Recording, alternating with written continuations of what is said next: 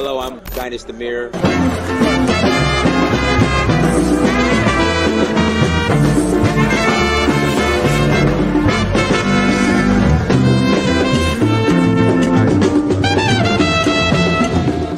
So I reached out to another friend of mine. I said, look, I need to go on vacation somewhere. Where should I go? He said, go to Africa. And not only am I going to go, I'm going to explore a new country. So I went to Tanzania, South Africa, Namibia, Mali, Senegal, Morocco, Liberia, Namibia, Kenya, the Voodoo Festival in Ouida, Gambia, Togo, Cote d'Ivoire.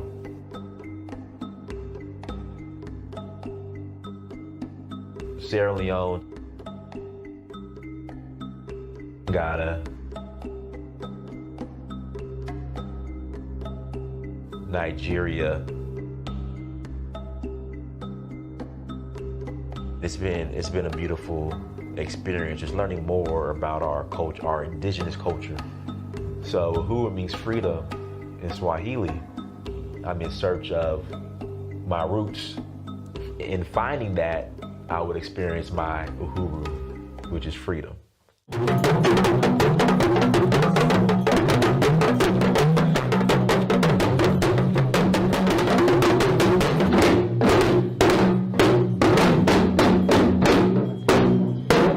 Till next time, Dynast Amir, I'm out.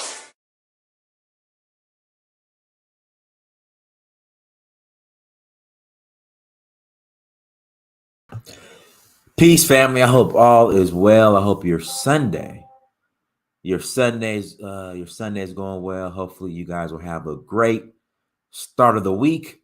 Do me a favor, hit that like button again. Please hit the like button. Also, make sure you share. Make sure you subscribe. Tours. We got a couple of tours coming up. First one, Sierra Leone. We are rolling to Sierra Leone. That is November 20th through December 3rd. November 20th through December 3rd. If you're interested in rolling to Sierra Leone with us, please visit Danfo, DANFO.Africa. Please visit Danfo, DANFO.Africa. We would love to have you all again. We would love to have you all join us on the tour. Also, documentary. If you have not bought the documentary, okay, if you have not bought the documentary In Search of Uhuru, again, if you have not bought the documentary In Search of Uhuru, I need you to go and buy the documentary, okay? Again, I need you to go and buy the documentary.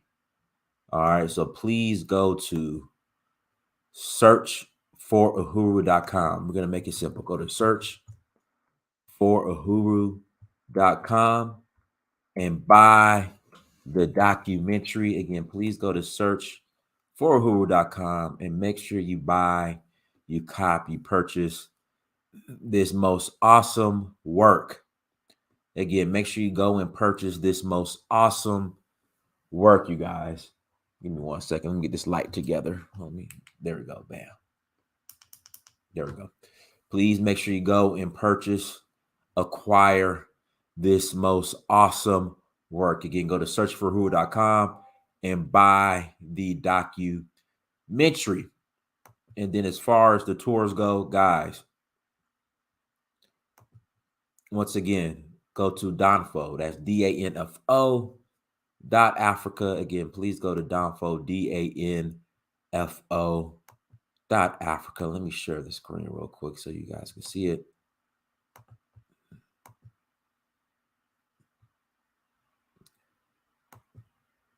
Again, go to Danfo.Africa. Okay, and learn more about the tours. We have already announced next year's schedule. So if you're interested in joining us on the tour next year, please go to downfall.africa. And then as far as for the Sierra Leone tour coming up in November, okay, citizenship is available to those who qualify, okay? Citizenship is available to those who there we go, to those who qualify. So if you have your DNA results with African ancestry, you are eligible for citizenship. Again, if you have your DNA results with African ancestry, you are eligible for citizenship. So go to Danfo, DANFO .Africa. There we go. Links in the chat room, links on the screen, and reach out because again, we're rolling November 20th. Without further ado, it's been a long time. We got our brother Ebube Okoli. I'm going to bring him on right now. It's been a minute since he's been on. It's been a minute, but we're going to bring him on, and we're going to be discussing the upcoming Nigeria election, which I think is the most important election when it comes to the black race on this planet. And then I sent this to Ebube earlier today, and I was like, let's talk about this. They said there's more Nigerian churches in the UK than there are businesses, even though church is, even though they say churches are a business, you guys know what I mean. So is Nigeria exporting? Is their number one? Is our number one import from Nigeria? I'm sorry, export. I apologize. Export is our number one export from Nigeria Christianity. So we're going to kind of talk about that as well. But let me bring Ebube on real quick. Hold on one second. Ebube. Dynast, what's going on, man? How's everything? Everything's good, brother. How are you? I'm doing well, man. Yeah, it has been a minute. I got a law firm I'm running over here, so things are going good. Congratulations. Hey, appreciate it, man. Appreciate it. We need more black-owned businesses. The more, the merrier. We need more black-owned businesses, not just black people working for employers, but actually own the place that they work. But being busy is a good thing. And it's work. People's lives are in your hands, so you got to stay focused because you really got to go to the competition. And Ebube, I was gonna say the connection's going in and out, like it's going in and out. The connection. Okay. Hear me now? Still kind of going in and out. One moment. Okay.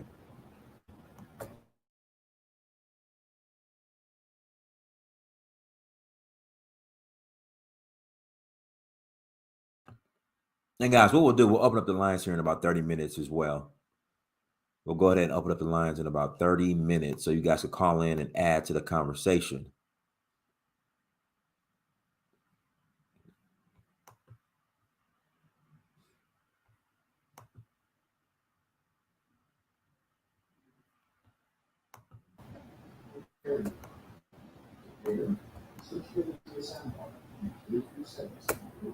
All right. How are we now? Are we a lot better now?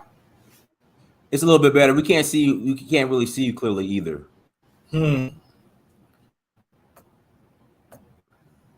All right. You know what, Donis? Let me come back in. Okay, that's cool.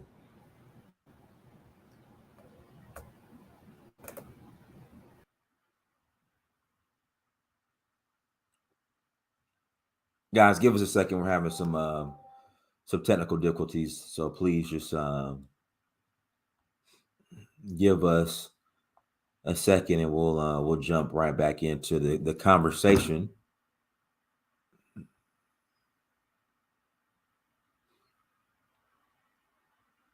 Yeah, so we'll be with you guys shortly. Excuse me. We'll be with you guys shortly.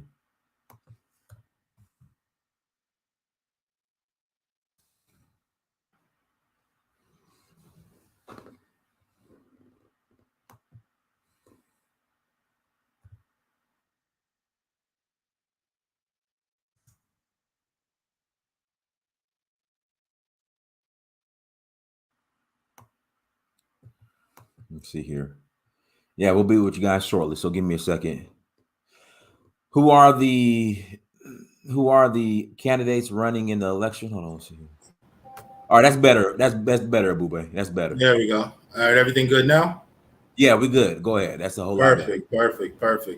All right. For those who don't know, my name is Ebube Okoli. I'm a Nigerian-born American-trained attorney and geopolitical analyst. I'm also the host of Up Close and Center, which is the channel here on YouTube. If you haven't subscribed to Up Close and Center, make sure you do two things for me. Make sure you subscribe here. Make sure you subscribe there. And lastly, make sure you give us a like if you know that you're going to enjoy the content here. Dynast works very hard and tirelessly, so I'm going to go ahead and show them our appreciation. And also, if you haven't bought this documentary, go watch it, support it, so that the brother can continue making good quality content. Because if you support what you like, you get more of what you like. It's encouragement. Yeah.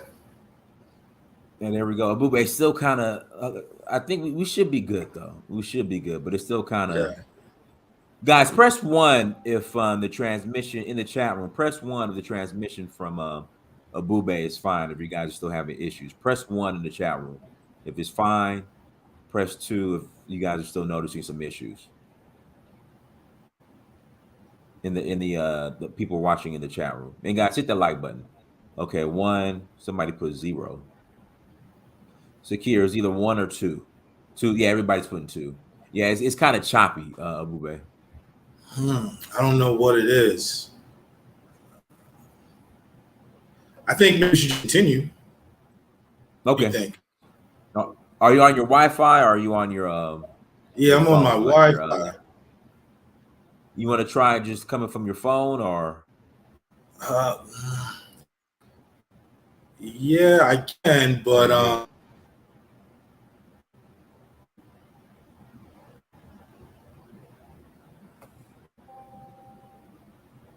right, let me leave and come back in then one more time. Okay. Guys, sorry about that. We're gonna get it together. Again, I apologize, but we're gonna make sure we get it together, y'all. We're gonna make sure we get it together.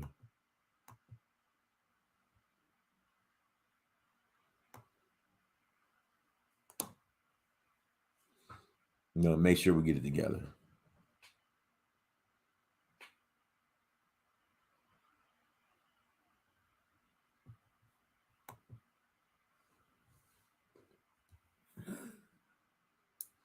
The audio and video is choppy.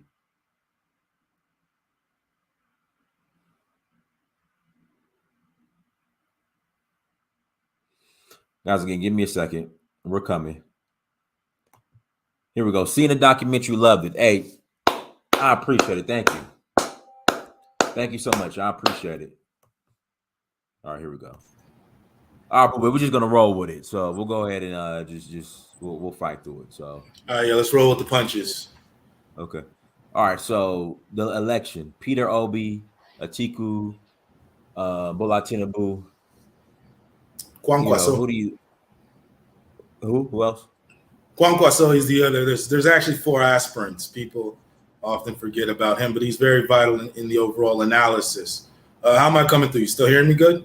You're coming good right now. So let's perfect. Yeah, perfect. All right. Well, let's get right into it then. Now, one of the most pivotal elections that's coming next year is Nigeria's 2023 presidential election. This is a big deal because it's a big deal for Africa, African people, and all Black melanated people across the world, because Nigeria is a very important country to all of the collective. And like I believe a former African leader said, until Nigeria takes its proper place in the world, the Black race as a whole will properly take its position in the world. So we're watching the Nigerian election very carefully because this has far-reaching implications beyond just that country. All right, so when we look at it, we have to take a look at first the umpire that's going to, before we get into the substantive, talk about the procedural umpire, the INEC, if you will, the electoral commission is going to conduct the actual election. Because if the process is flawed, anything that comes by way of a flawed process, the product in and of itself is also going to be flawed. Now, INEC is an old body. It's been around since, I believe, the 60s. It's been known by different names, NEC, NECN. It was during the regime of Abdulsalam Abubakar that it became INEC, because the I stands for Independent Nigerian Electoral, I believe, Commission. And they recently had a new electoral law that President Buhari signed into effect. They've been changing a lot of things, and that's a really big deal, because the groundwork has been set to potentially have one of the freest elections that Nigeria has seen in very recent time. So what we're going to look at is what actually has changed with the Electoral Act. So, for example, I'm just going to briefly go over a few things, but what has changed is that you have more financial independence for INEC. Right? So there was a time when INEC would essentially get piecemeal funding from the president or from the Minister of Finance, which falls under the presidency. So it was almost as if it wasn't any real independence. Also, too, INEC has adjusted some timetables. So now, instead of political parties merely announcing their candidate 2 months before the election, you have to announce your candidacy, I believe, 180 days before the actual election, which is a great thing. So with financial independence and the ability to know who the candidates are, it gives more room, because 2 months to election is no time. Because what if the process that created the candidate, the actual primaries, are flawed? There's not enough time to go to court to appeal that, or to basically, wait a minute, there was a problem here. So now that there's an extended period of time, there's also electronic transmission of results. Now, very important, because back in the days, what happened is they'd have youth corps members or somebody, and people would thumbprint ballots and put them in these big boxes. And they'd take these boxes, put them in vans, and drive them down to collation centers. Now, what could happen is you basically take those results, throw in a bush in a river, and then substitute them out with ballots that you and your friends have already printed, and you just do that in multiple locations. And essentially, you're able to rig an election. Also, with PVC authentication, you can now authenticate by your fingerprint, your vote authenticated by your fingerprint, your biometric, your face, or the number on the PC, which is a unique number. Some other changes, INEC now gets their money a year out from the actual election. So they get all the money they need to conduct the election. So we've had a few good things with new electoral law, and that's one of the good things that President Muhammadu Buhari has put into effect. And we recently saw those in Osun and Ekiti State. Elections there were judged to be pretty free and fair, and people were satisfied with that election. So what we have is a situation where we've seen this new law take effect and really have positive results at a state level. And now we have about 95 million registered voters. And what we're going to see is this take place. And people often fault Nigeria in the electoral system. What you have to realize is that you have 100 million voters, right? That's more voters than all of West Africa combined. So Nigerian elections are essentially, it would be the one of the entire West Africa vote. And I believe there's maybe 14 million more voters in Nigeria alone than all of the other West African nations combined. Now, going into it, it looks like we're going to have a pretty free and fair election, because the means by which rigging has occurred in the past has changed. So, with, for example, electronic transmission of voting results means that, and also too, the law mandates that there have to be a digital database of all the people who registered, which is good, because in Nigeria, we often have problems capturing information about Nigerians. I mean, how many Nigerians are actually in the country? How many Nigerians are born? How many Nigerians actually reside in a particular area in a particular time and place? So prior, there was no mandate that INEC have to have electronic a database. So it was a lot of paper just somewhere in a warehouse. And if you had a problem with the roll, you'd have to dig through some warehouse and a bunch of papers, and it's very ineffective to challenge any results, and may have been by design because some people have benefited from a system that's difficult to double check what's going on. So now we get to the actual actors, and this is also a significant election in that for a long time, from 2000 to very recently, Nigeria was a one-party state. It functioned as a one-party state. Sure, there were other political parties, but Nigeria essentially had one dominant party, which was the PDP. Now, the PDP essentially won every election except for a few places in the country, but it was the dominant party. The APC came along with a mantra of change. The APC was a combination of BP, APGA, CPC, I believe, and ACN, and a few other smaller parties that came together to challenge the incumbent PDP. And they were actually successful in doing it. And so once they did that, they officially made Nigeria to what we would say resembles a two-party state. So we have this two-party system, and now it appears that that two-party system potentially has disruptions come from the candidacy of Peter Obi and Kwankwaso.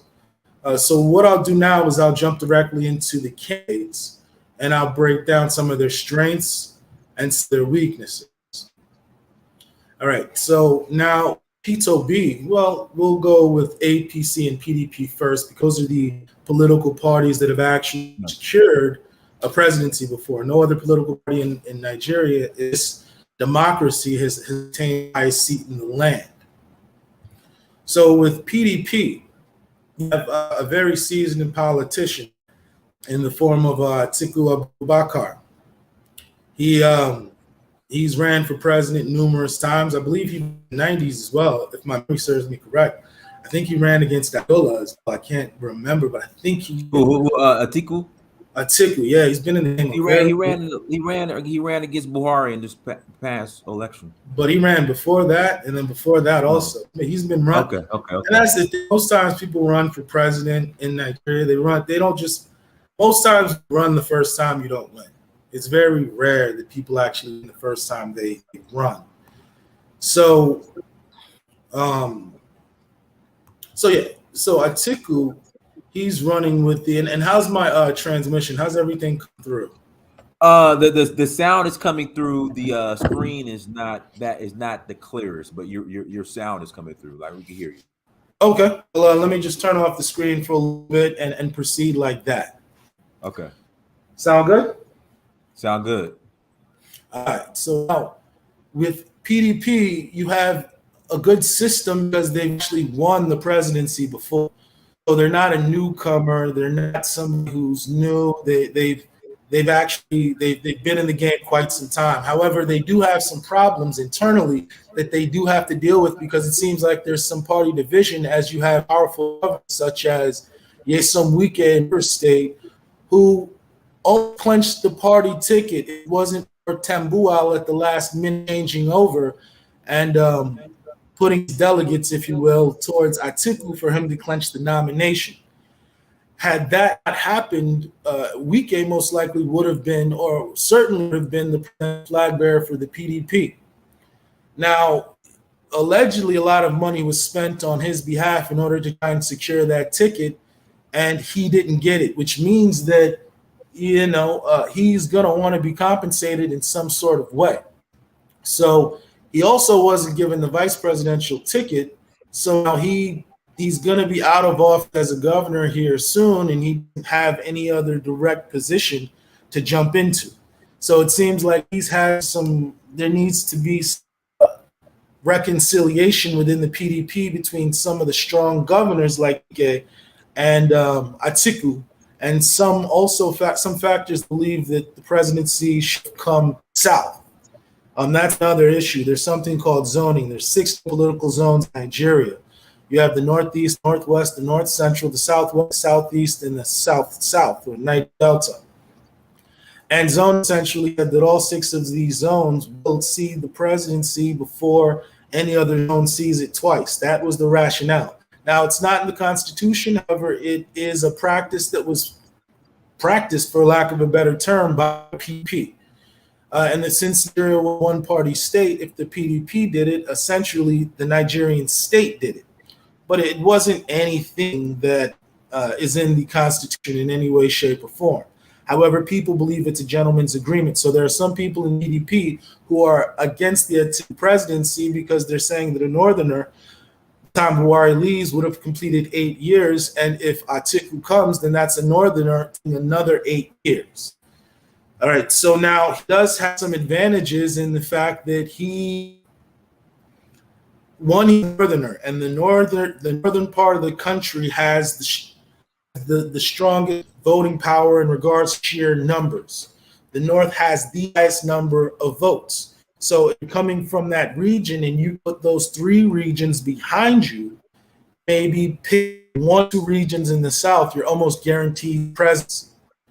So Atiku has the war chest, he has the experience, and he has a system and a structure, and he comes from there's a lot of votes that could potentially make him the president. Of course, he has a few things against him, and he's coming from a region that's being seen as literally just having the presidency. Northern region. Hey, Ebube, sorry for interjecting. When you get done, can you explain the controversy with Atiku, I guess a couple years ago when he came to the U.S. and was supposed to be arrested but wasn't arrested? Like what happened? But go ahead and continue. All right, with Atiku, there's allegations. Some people say there are merit to it. Some people say that there isn't merit to it.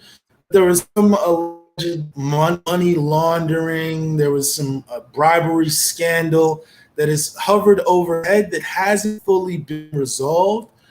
He hasn't quite addressed it directly to kind of quell some of these allegations. But there are allegations that he has issues with money laundering, and that's kind of been hanging around his name. But it would be good for him to try his team to try and get ahead of that, to basically, if it's just a rumor, prove that it's just a rumor, so that that rumor doesn't linger and become truth in people's minds. Because a rumor that lingers around and doesn't get addressed eventually becomes truth in people's minds, because it's not always about truth, it's about a narrative. So if people accept a certain narrative about you, even if it is untrue, it now becomes the truth. So that's the issue with Atiku. But he has a lot in his favor. It's a great deal in his favor.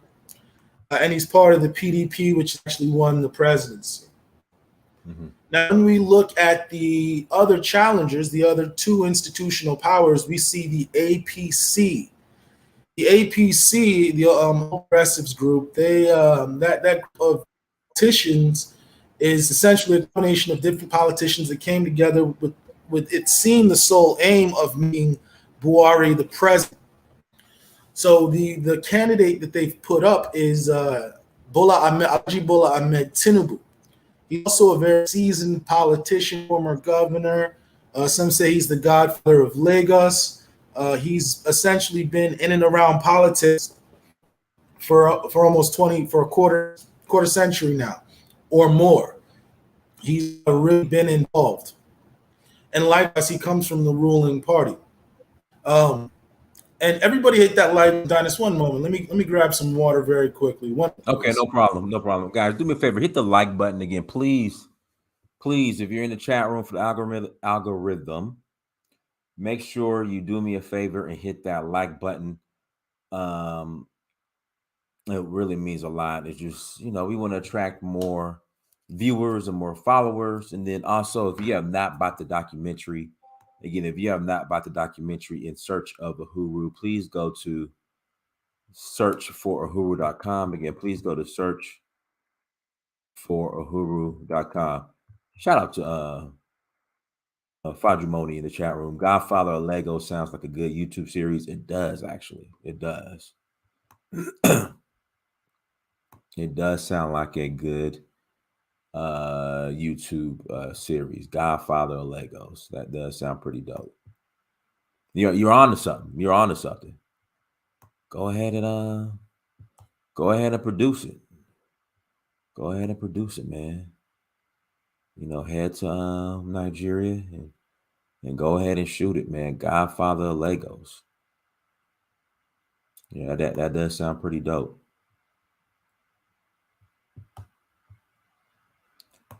I know Atiku is not, I don't even like at all. Go ahead, Ebube. Oh, you were saying? No, I was reading a comment. It says Atiku is not, hold on, let me go back to it. It went Atiku is the not I don't even like at all. That dude don't live in Nigeria. He only comes to Nigeria every 4 years for elections. Well, yeah, that allegation has been made before. It's essentially alleged that he stays outside of the country, Dubai, and when it's time to either run for election, he surfaces. So that allegation has been made before, but we don't exactly know. It could be related, or it could just be maybe as businesses there, and that's where he lives. But it's not odd to see the elites spending months outside the country and then coming back when it behooves them. So that's something that's common. Some of the elites have mansions outside of the country that if they ever want to step outside of the country, they just leave. And really, I think that hampers the development of the nation, because at the end of the day, the Nigerian can't just get up and go if things get rough in the country.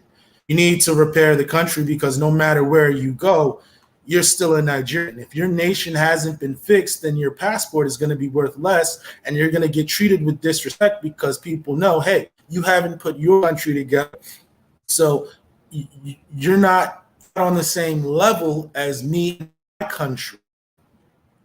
So that's the issue with that. But in regards to Tinubu, Tinubu has some good things going for him. He comes from the incumbent party. He has a lot of support in his home region. He has made a lot of people. He's put a lot of people in power, especially within his circle. So he is technically already in government, because his disciples, if you will, are in government. And allegedly, he still has a lot of control over those people. So those are the good things he has going for him. However, in regards to some of the problems he's going to face, there's the fact that if you're coming to campaign, the question becomes, what are you going to campaign on? Right? Are you going to say, I've heard statements that he's, stated that he's coming to finish the work that Buhari has started. And Buhari, unfortunately, doesn't seem to be very popular at the moment. Maybe when he leaves office, he'll be appreciated more. Maybe people are looking past his. The general consensus is that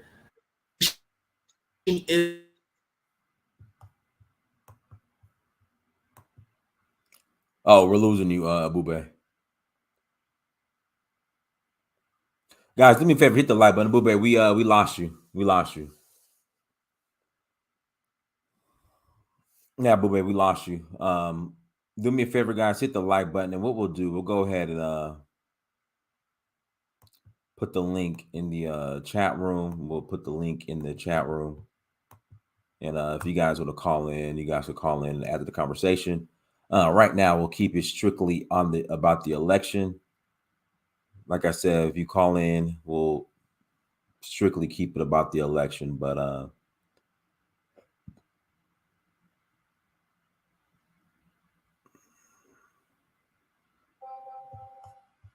I think we lost Bube.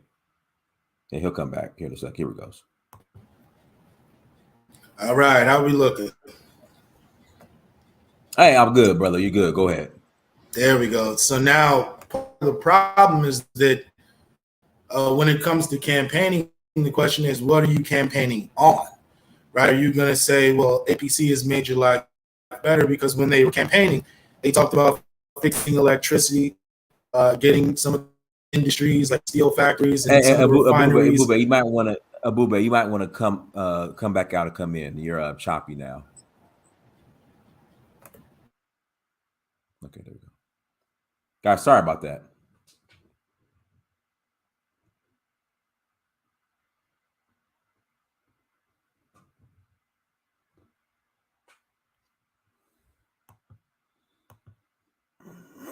Excuse me. All right, here we go. All right, go ahead. All right. There we Man, go. Go ahead. There we go. Hopefully this thing stays good. It only happens around this time when I get on. But still going good, right? Going good. Go ahead. Perfect. Let's get back into it. So now, what are you campaigning on? Are you campaigning saying that you continue some of the policies, right? It to an extent, he has to distance himself from the very party that's going to potentially put him to power. Also, too, he has issues because unlike Atiku can potentially corner most of the northern votes. Tinubu, I don't see potentially cornering the southern votes the same way as an Atiku, because when you look at it, if you look at the three zones in the south, Tinubu and his allies were instrumental in removing the president that was from the Niger Delta. So to now go to the Niger Delta and say, hey guys, you should vote for me, even though I was instrumental in removing your president, is a very uphill task. Likewise in the southeast, some from the southeast are saying, wait a minute, if it's going to come south, it's the zone that hasn't produced the president.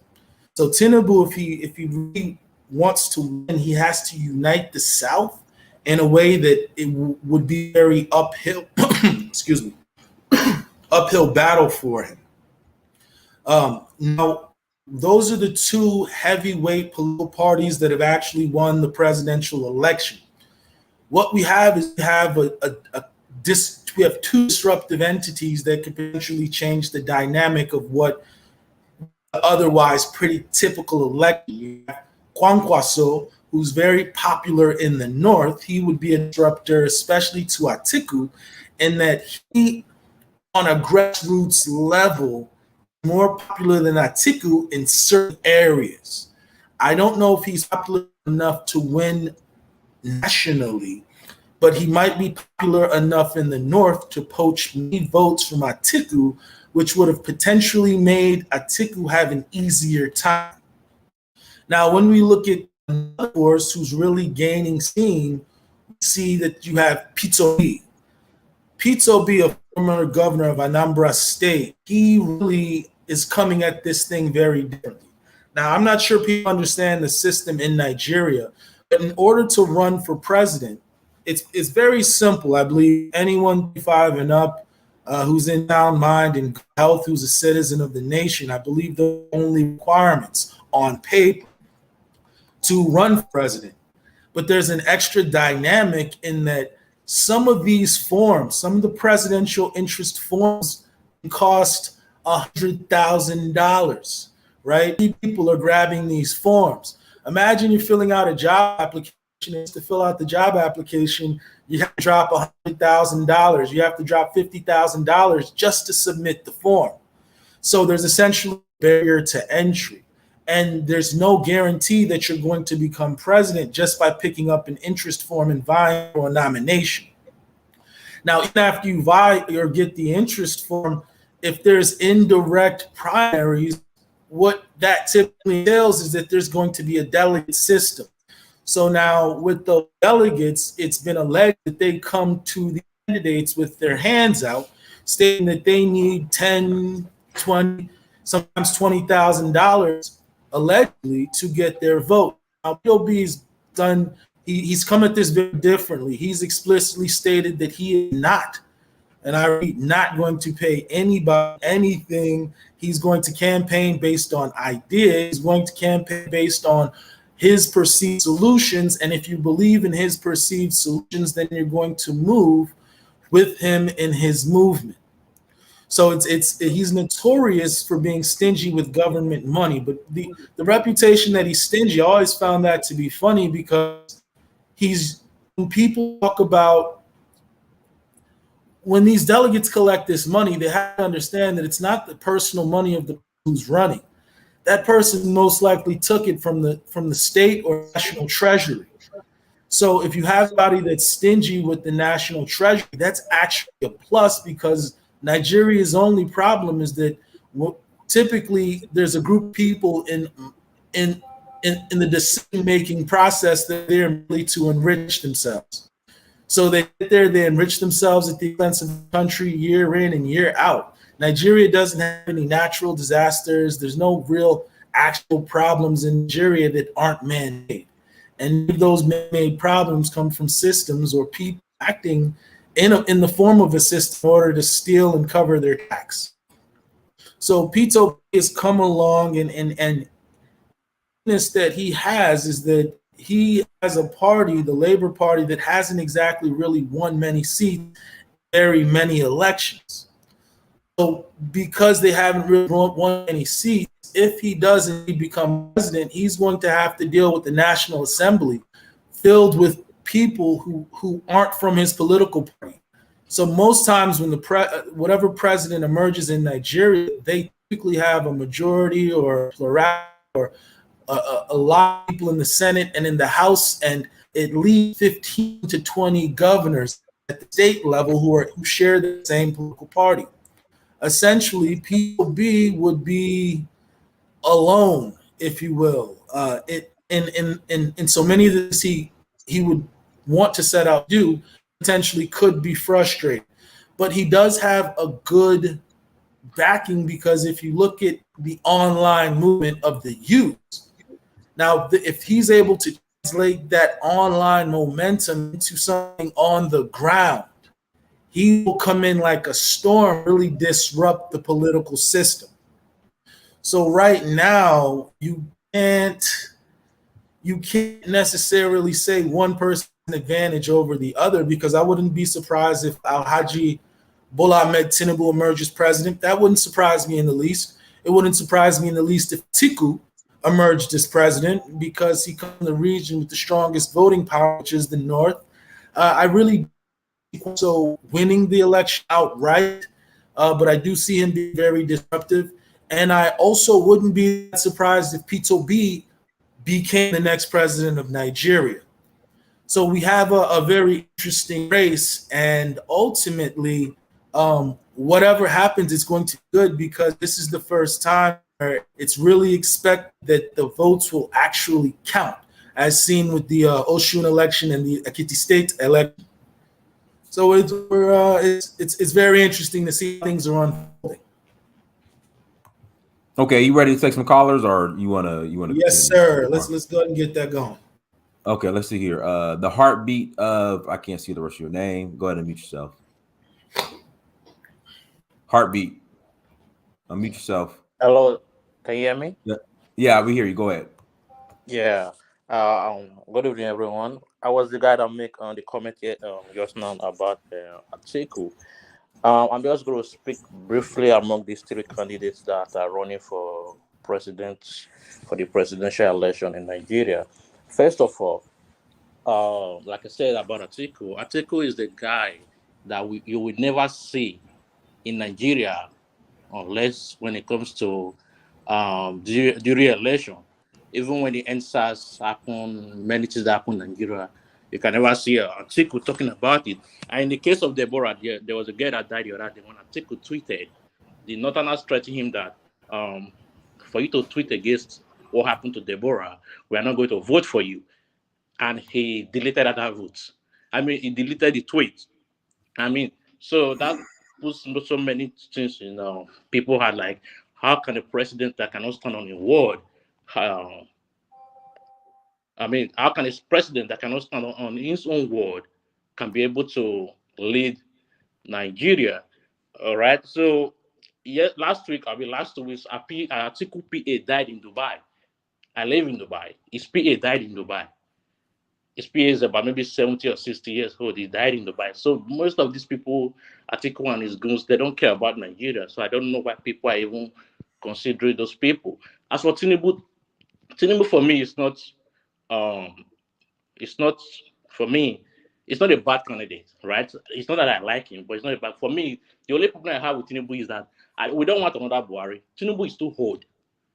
That man cannot start 5 minutes or 10 minutes straight without shaking. It's too hot. He should go and relax. Right? This is somebody that have been ruling Lagos State for the past 23 years, and he still want to be president. When you ask him what he wants to do why he wants to be Nigeria president, he said, "Emilio Con, as is my turn." Nigeria presidency. I mean, Nigeria.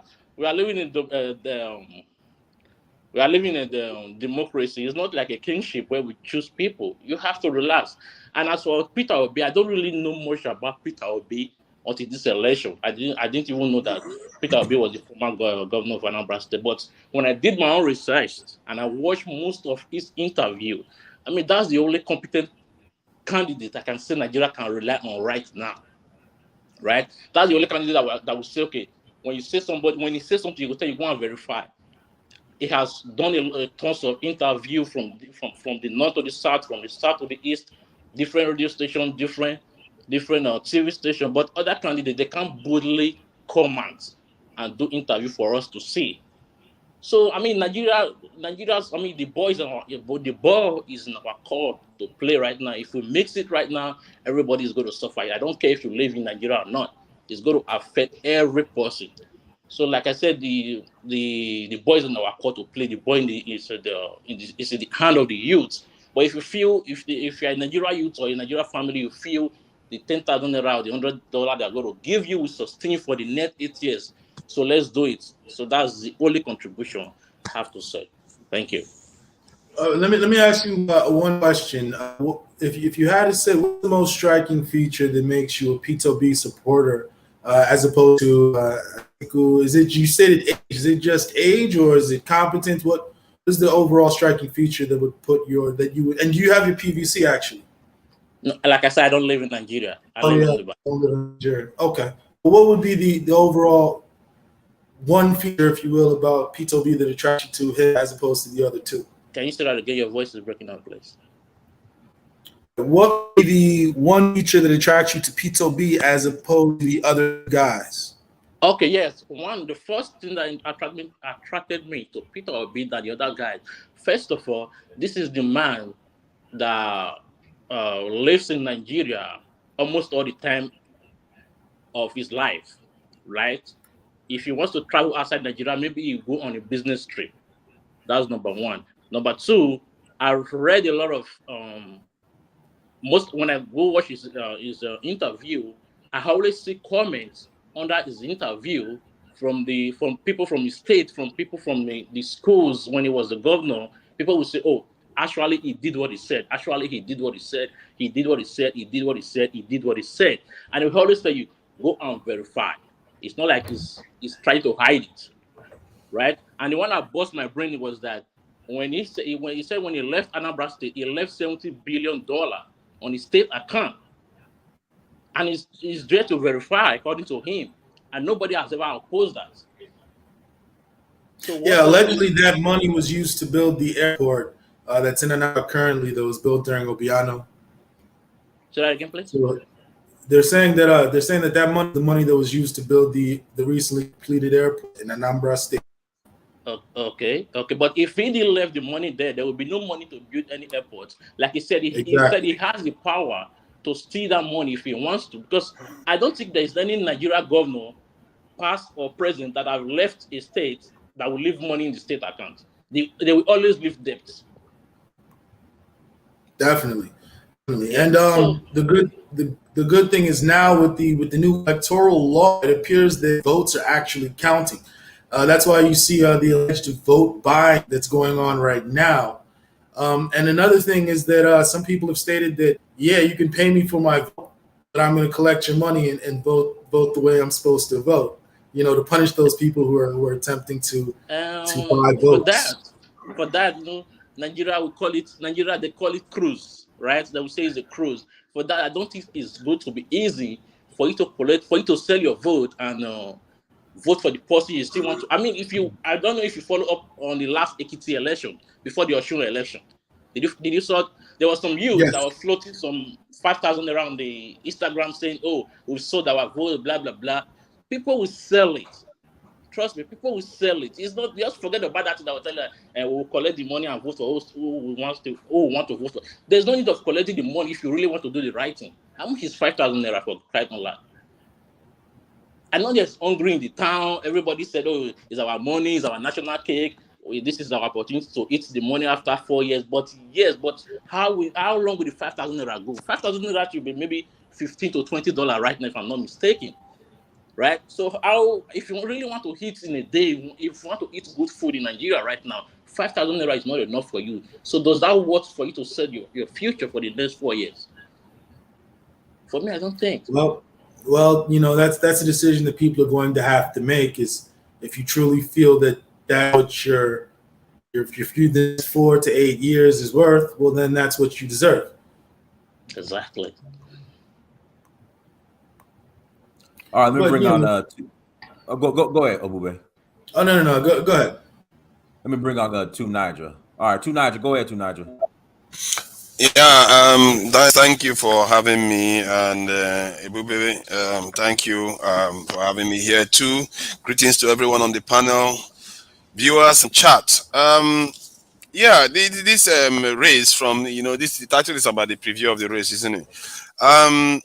From what I've seen in the country, the three candidates, the three major ones anyway, that are contesting right now, they are generally of the political class, and one of them decided that they'll be left the one of the parties, and because of the terrible choices of the two parties, PDP and APC, they basically they chose old guards. PDP, APC went for Tinubu, who is quite powerful. He does have a lot of resources and a lot of influence politically, and he managed to, get himself the ticket. And then the other guy is another old guard again, Atiku, and he managed again, with a lot of shenanigans, got a hold of the PDP ticket. So it meant that the country was looking for a way out. And before you knew it, Peter Obi, because he left the PDP party just on time, everything went in his direction. And given Peter Obi's this nature and the other candidates, it's very obvious why Peter Obi is the best candidate. Because the other two are just, one of them is practically ill, which is Tinubu. Is ill, and he sometimes he's almost falling down. Another time he fades during speeches. The other day he fell asleep on an occasion. So that's the state of his physical fitness. And we've already had a president that has been ill for the last how many years now? 8 years or so. He's been ill. Sometimes some people say he even died, and they replace him with Jibril. So then Nigeria can't go through that again, and I don't think Nigerians will, especially if he decides to stumble during the campaigns. Then when it comes to Atiku, old guard that has made a lot of money from Nigeria because of privatization, and he wants to do even more privatization when he comes in again, and he doesn't mince his word. He wants to everything, liberalize everything and let everybody make money. But what I don't like about his stance, one, he's barely Nigerian because he's always in Dubai. And he's a Muslim, he's a Fulani on top of it, which doesn't augur well, because we've had a president that was Fulani and an old guard too. And his policies are it's not like what Nigerians are looking for. People are tired. And this is why Peter Obi just fired. It was quite easy to see coming. The problem now is because the way politics is done in Nigeria, the structures you have on the ground sometimes play a significant role in your chances of victory. Because you have governors, even in America, it does play a role. If you have governors in different states, and then you have political people, local governments and all kinds of lower down the food chain, you have people working for you. So this is what Peter B will be contesting against. Question is the gap he has in the polls before the election. If he's leading by 5, then he should be shaking in his pants. If he's leading by even 7-10, he should be shaking in his pants. He needs to be leading by about 15 points. Because the structure those people have and their influence and everything, it's worth that much points.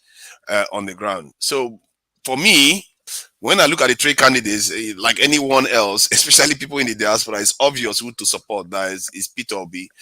But I have another reason to support Peter Obi that most Nigerians would not pick up. What you have in Buhari is what this is a problem most people in the diaspora have with Nigerians and some of African leaders. Because Buhari is a Muslim, his focus is not on the diaspora, because the diaspora are generally Christians. Diaspora Nigerians I'm talking about even are generally Christians. If he's talking about diaspora, most of the time he even considers that is the ones in the Arab world. Then, not to mention the wider diaspora, like the African Americans, the Brazilians, he wouldn't even look in that direction at all. And when when people in the diaspora wonder why Nigerians don't even try to reach out to them, this is the reason why. Because you have Muslims that don't relate to Christians across the ocean. They don't relate to them. They can't think of them. Even if most of the people that were taken, some of the people that were taken to the diaspora were even from the north too. But when they were taken from the north as Muslims, we know that there were Muslims that came to the New World. But the problem is that now they are now Christians. So these people in the north don't relate to them, and these people have been running the country for quite a long time. This is one of the reasons why I now seriously want a Christian to get in office, because the Christian, the way they look at the diaspora is slightly different. I won't be even Peter Obi is already making that noise. He's talking about the diaspora all the time. His plan is tied to the diaspora returning to Nigeria. He's not necessarily larger diaspora. He's talking about the Nigerian diaspora, which is something that most northern leaders will not think about, because to them, those Christians, that's your problem. I'm not interested in that. That is one other reason why I want Peter Obi to seriously get into office, because he will be able to tap into that extra asset that we have. If it's only the Nigerian diaspora, it's a mass one. Because I don't understand why we always look at things from the point of view that everything has to be done in Nigeria. Like some Nigerians will say, oh, we can do everything in Nigeria. We've been doing everything in Nigeria. It worked. The Chinese, they use their diaspora. The Indians, they use their diaspora. We know how the diaspora in Silicon Valley, and they go to India and they set up a tech company and all the rest of it. This is how nations are transformed. So I support Peter Obi for that reason.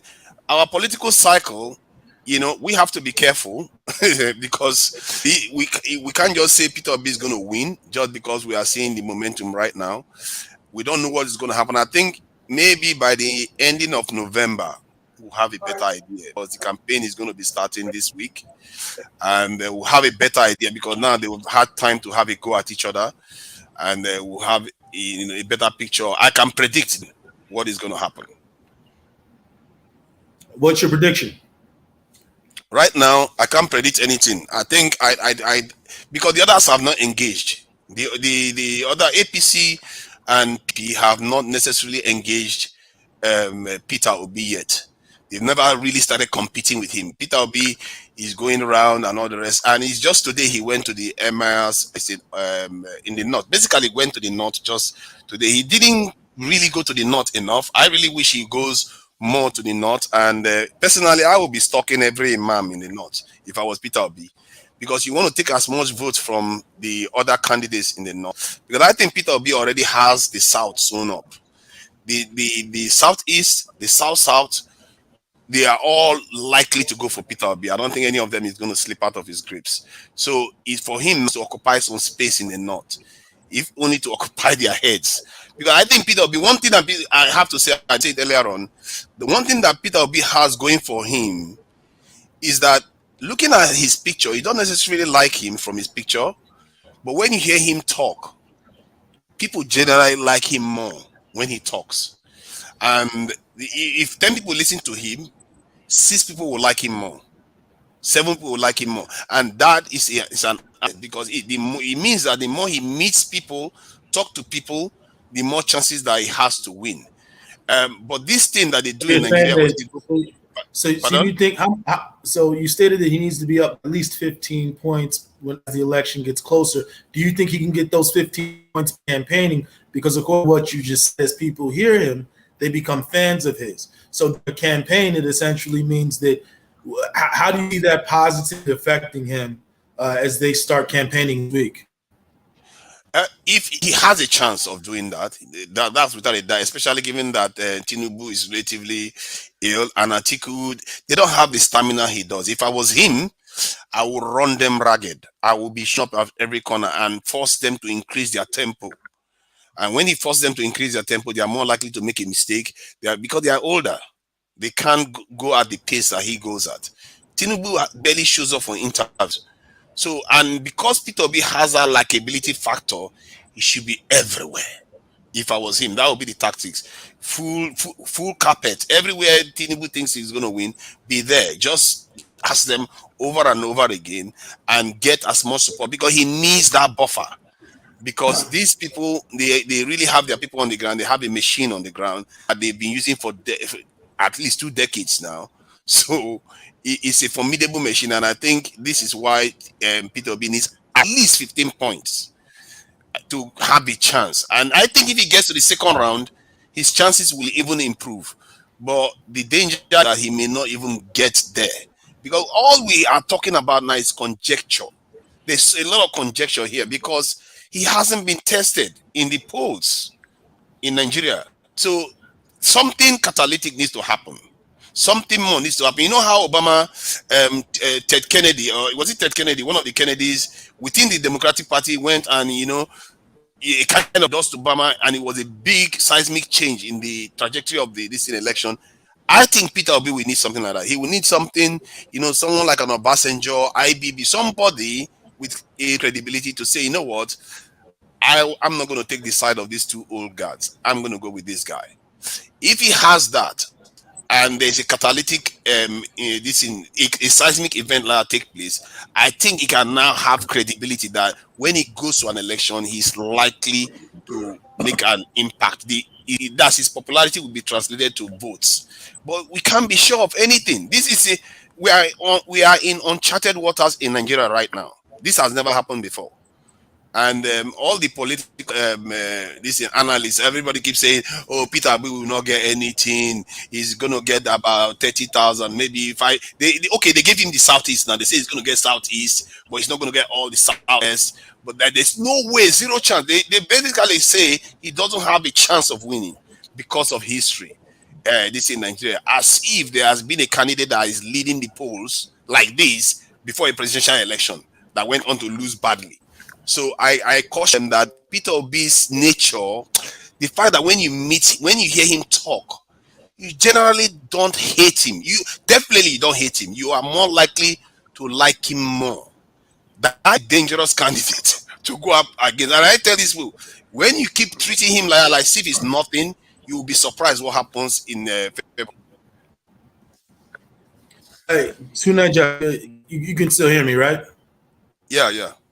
All right, I have a quick question. Now, you talked about certain factors such as age being a negative against Tinubu and Atiku, but how would you respond to people who bring up the fact that there were some American presidents that were ruling from wheelchair? Oh yes, So but the next doesn't matter. Yeah, how I respond to that is after that president that was ruling in a wheelchair left, they didn't elect another one that was in a wheelchair. You see, that's the difference. We've just had Buhari. Buhari was the one that was in a wheelchair. We don't want to have another one again. And sooner or later, it will start having consequences. If you have 2 consecutive presidents, 6 years of ill presidents, come on, man, that's going to tell on the nation. And where Nigeria is right now, you need people that are on the ball constantly. We can't have this. We can't have this. You talked about the North, right?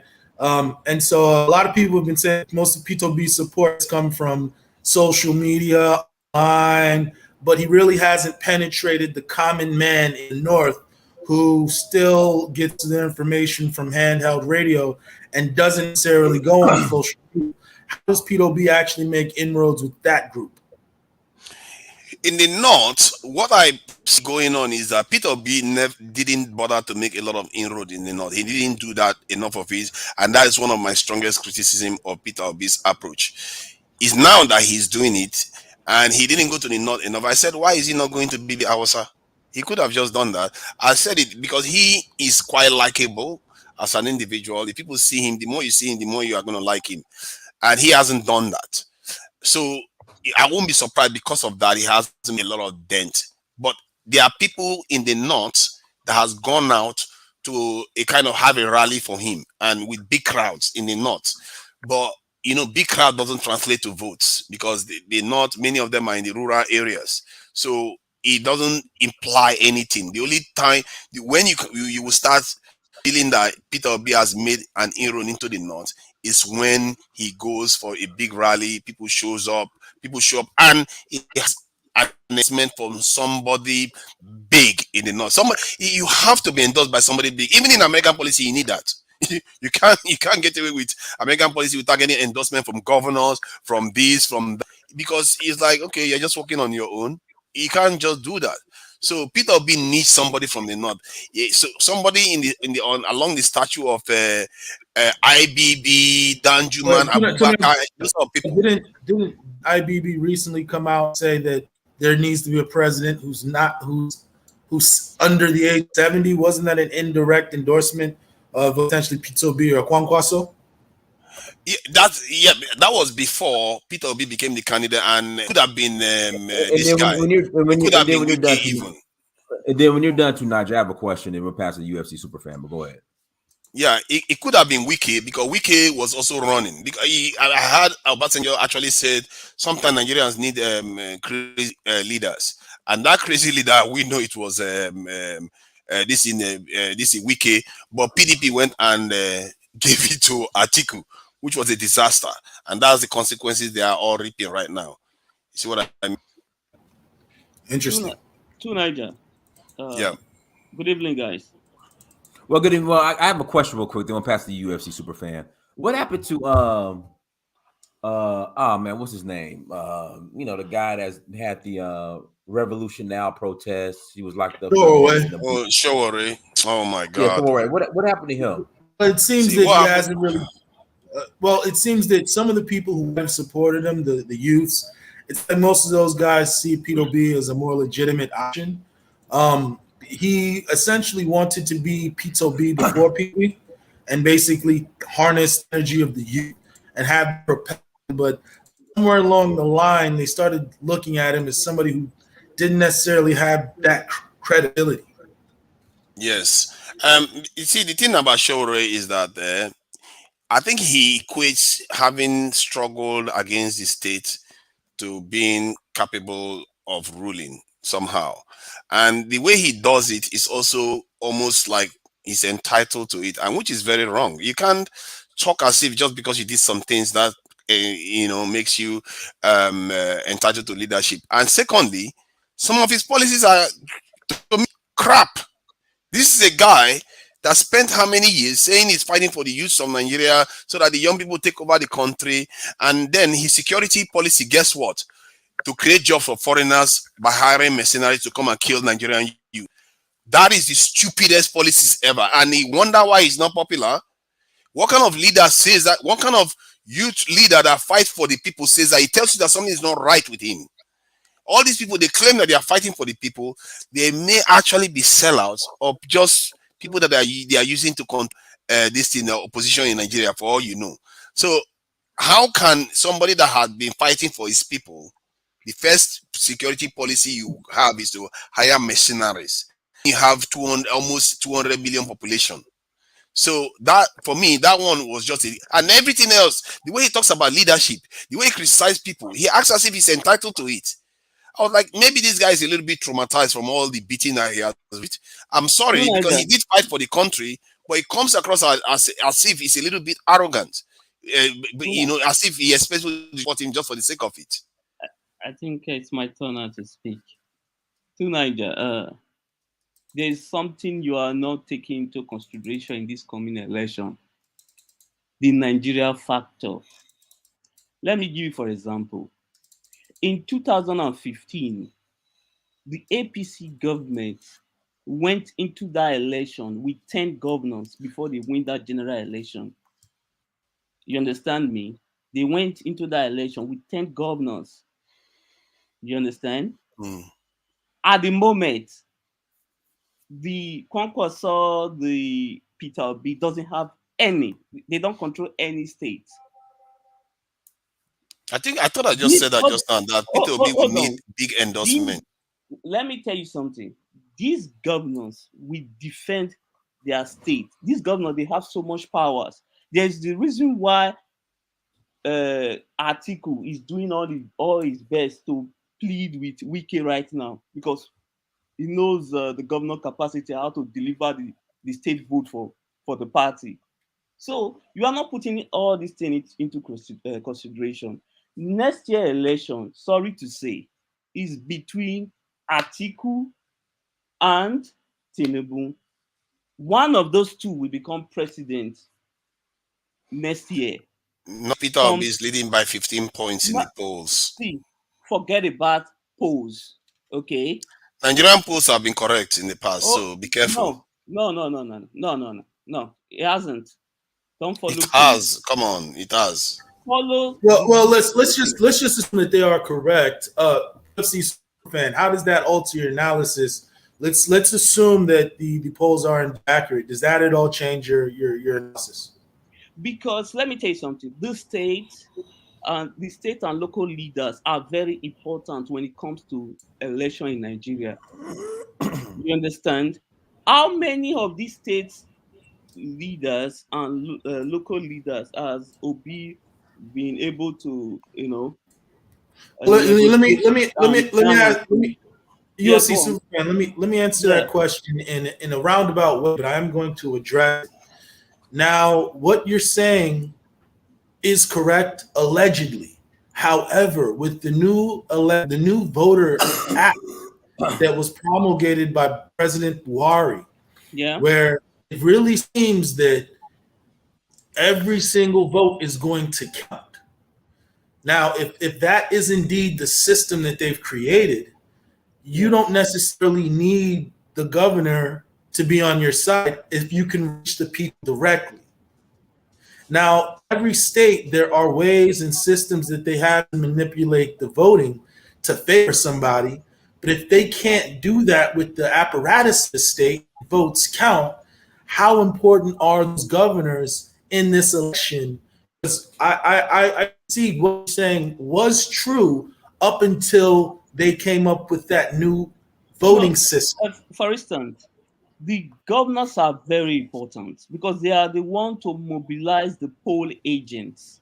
There are, about poll agents, because most times that's the location where the magics happen, at the polling center, at the local, at the unit, at the polling unit. The ward at the ward centers. That's where sometimes the magics happen. If you don't have your agents there, a lot of bad things can happen. You understand me? And these agents, they don't work for you for free. You understand me? You pay them, and you have a lot of them around, not just one agent. One agent will be able to monitor your maybe the person is trying to support, monitor the ballot box. You need at least 10 or 5 or 6 agents in one unit, and we have, I think, 700 something. Well, UFC fan, let me ask you a question. You know about the electronic transmission of results, correct? Yes, I do. So what that means is that, and there's also the BVAS system, and then there's the authentication. So now, once you've been authenticated and your PVC has been checked, once you vote, it goes straight to the server. It means that they can't snatch your ballot. If you do that, it won't matter because, one, the new law stated that there has to be an electronic database. And then 2, results are kept and transmitted electronically, which means that once you vote, it doesn't matter what happens to the actual paper. If someone snaps it, if someone disrupts anything, it doesn't matter. The vote will count. So now, even if you don't have polling age or anything like that, if you have 50 million people that want to vote for you and they indeed vote for you, you're gonna win. Okay, Ebube, let me ask you a question. There were two previous elections recently. Can you name Katie and any? Oshun, correct? Yes. Can you name any seats Labour Party win in those elections? Well, what I'll say is that Hold I on, dedicate was the hold on. The amount is 0. yeah, you're right. You're right. The thing is, Labor Party isn't a popular party at the state senatorial level. Labor Party is essentially Pito B is driving the Labor Party. If Pito, so it's not really a fair comparison to talk about a No, no. Labor Party governor. You see, if there's going to be a change or a takeover, you first of all start seeing signs in like in local election and all other council election. You start seeing changes there. First. You start seeing See, I think hold I on, think hold it on, is hold started to on, come on, man. You've hold been on. saying stuff. You start seeing Hello, hello. ruling party losing an election UFC, there. can I say something? Let Hold me on, just hold say on. this. It's Hey, accepted. just let him Yes. finish. Superfan, go ahead and ask your question, and then Tuna Jazz going to take it. So what I'm trying to say is that I don't want anybody to be disappointed next year. I just want us to factor a lot of Nigeria, the way we do things in the country, into this election first before we start just thinking that Obi is going to just win next year election. We just need to factor everything. But that is Yes. what I just did. Didn't listen to anything I said. I factored in the fact that the others have the grassroots. That is why he requires at least 15 points in the poll to even pull ahead of them by 1 point as a cushion, just to be sure. Because if he's the polls by 15%, I can assure you that towards that election that day, he's going to win it. There's no way though that poll can be that wrong. Because these people that do this poll, they are not stupid. They wait, they do a lot of waiting in it. So 15 point massive error for that to happen. Let's watch and see. Like I predicted in 2019 that the current president will win re-election. A lot of people insulted me. I said, okay, no problem. What happened? He won the election. So why do we keep repeating this? I just waited it. I'm not saying they should be equal in the poll. I'm saying by 15 points. If Peter B is leaning by 100%, you are still going to say the other side is going to win. You have to be rational because everybody made this argument with Obama too. They made this argument with Macron. There's always unpredictability with systems. UFC Superman, let him finish. UFC Superman, let Nigeria finish, and then you could take it and get it after me. There are always systems where the people always criticize stuff and say, oh no, this guy cannot do it because he doesn't have structure, he doesn't have all these things, it's not in place. Everybody makes this criticism whenever a third rail comes in and tries to shake up the system. It's always like that. Sometimes it pans out to be a false concern. Other times you find out that it was completely rubbish because this guy was coming up as shiny, but when it comes, he gets very few votes. But we don't fully know that, and I fear that the people that are underestimating him is at their own peril because they don't fully understand what is happening here. I'm telling you from my own experience. When I saw Peter this picture, I didn't like him at all. Then when we couldn't secure the other tickets, then I said, okay, let me give this guy a second try. When I listened to him, he came across differently to me, and the way he talked, he's not arrogant. Nigerians like that. This guy, UFC, you are underestimating what I spoke to somebody in Delta today. I didn't bring Peter Obi Toko. This is an elderly lady. I didn't bring Peter Obi at all. She brought it up. A lady brought Peter Obi up when I wasn't talking about politics at all. So it tells you that people are hearing him on the ground too. So to underestimate that kind of person, especially remember the way Nigerian elections work is to get around. That's what appears to be happening now. Because now we know Peter B is going to sew up the southeast, and chances are that he's going to sew up the south. That is a big block of votes to have. The question now is he going to go to the north and sew up maybe or 2 states? If he does that, he is going to get to the second round. All bets are off then. So for people to just be underestimating him when he's already sewn up this large chunk of votes in Nigeria is a I can't understand it. The guy is showing up almost 1/3 of the vote. Tuna, let me ask you a question. I think Superfan brought up a good point. Essentially stated that typically when you see a political movement in Nigeria, like when Buhari came initially, started seeing people defect over to APC. You started seeing APC really showing off strong in the polls as a group. It wasn't just Buhari. So now what UFC Superfan is saying is that this isn't a true revolution. It's for hype. And that if it was a true revolution, you would have saw Labour Party doing better somewhere like Osun State, for example, where they didn't place. So quickly, if you could address that, and then after addresses it, UFC Superfan, you can give a up. It's a very valid point to raise that. Ebube, you are right. See, there are a lot of things you need to look in this election. Not just, I understand Obi is popular. We get that 100%. But you have to look at the other areas, like the local election. They haven't won anything there yet. Nothing. So you have to look at all this. And another thing again, the governors, they have so much power. Most times, it is very, very difficult for you, except the governor is just totally bad, like it's very, very unpopular. That's when they normally lose the election. It's very, very okay. Let's be real. Right now, at the moment, Wike is very, very popular in Port Harcourt. Don't you think anywhere Wike direct the people to who to vote for, they will vote for that person? Not likely. I think you are mistaken. Listen, I said they will. No, they won't. Will because wait, Wike is very popular. He delivered that state to PDP last time. Even in the past two elections. Okay, then by that token, are you going to say that all the Southeast states are going to say they should vote for Peter Obi? They won't, because many of them are PDP too. No, they won't also. So what will happen? They will vote for PDP because really, PDP is Southeast. Yeah, would they vote for PDP now if the governors tell them to vote for PDP? A lot of them. You see the point. You see the point.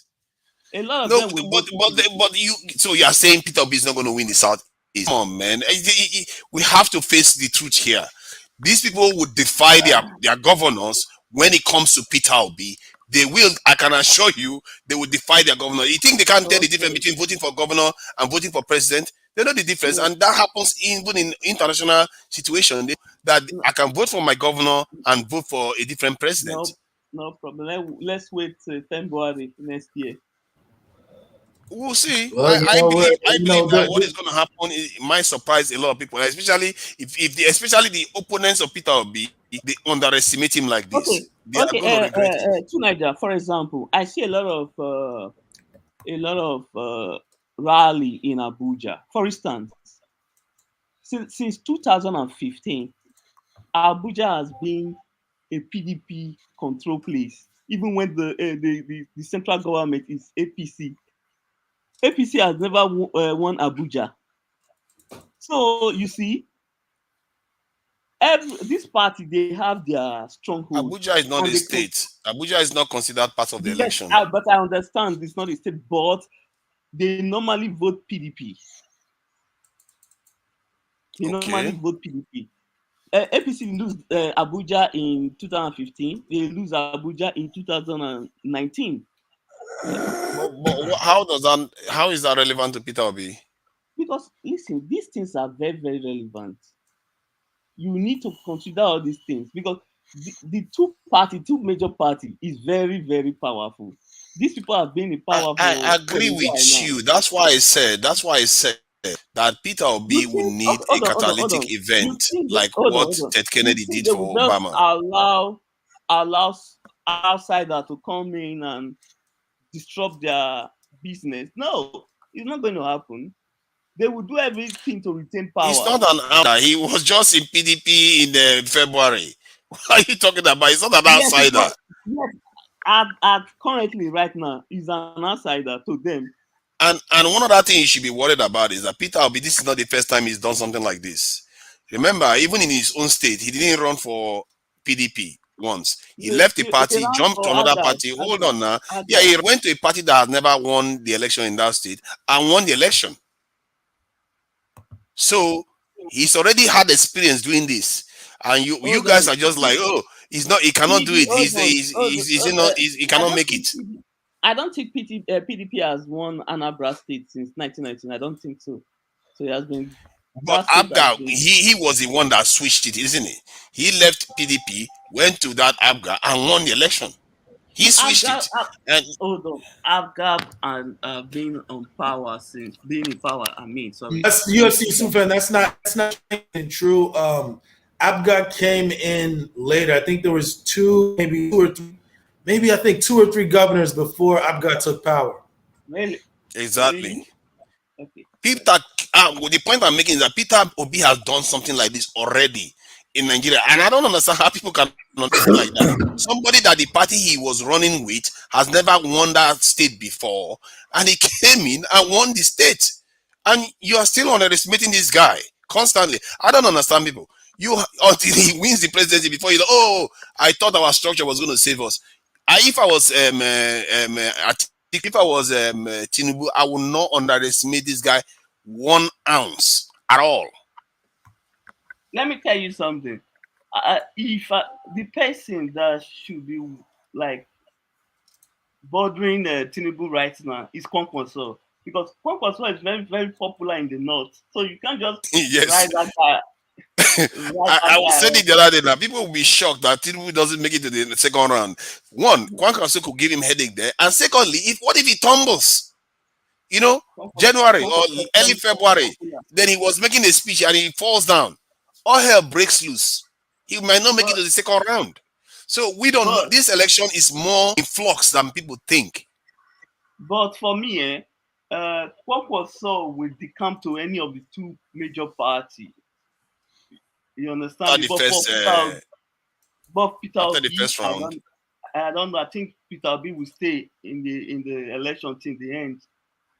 So you think Kwankwaso is going to decamp before the actual election, the first one? Yes, I think so. That will be interesting to see.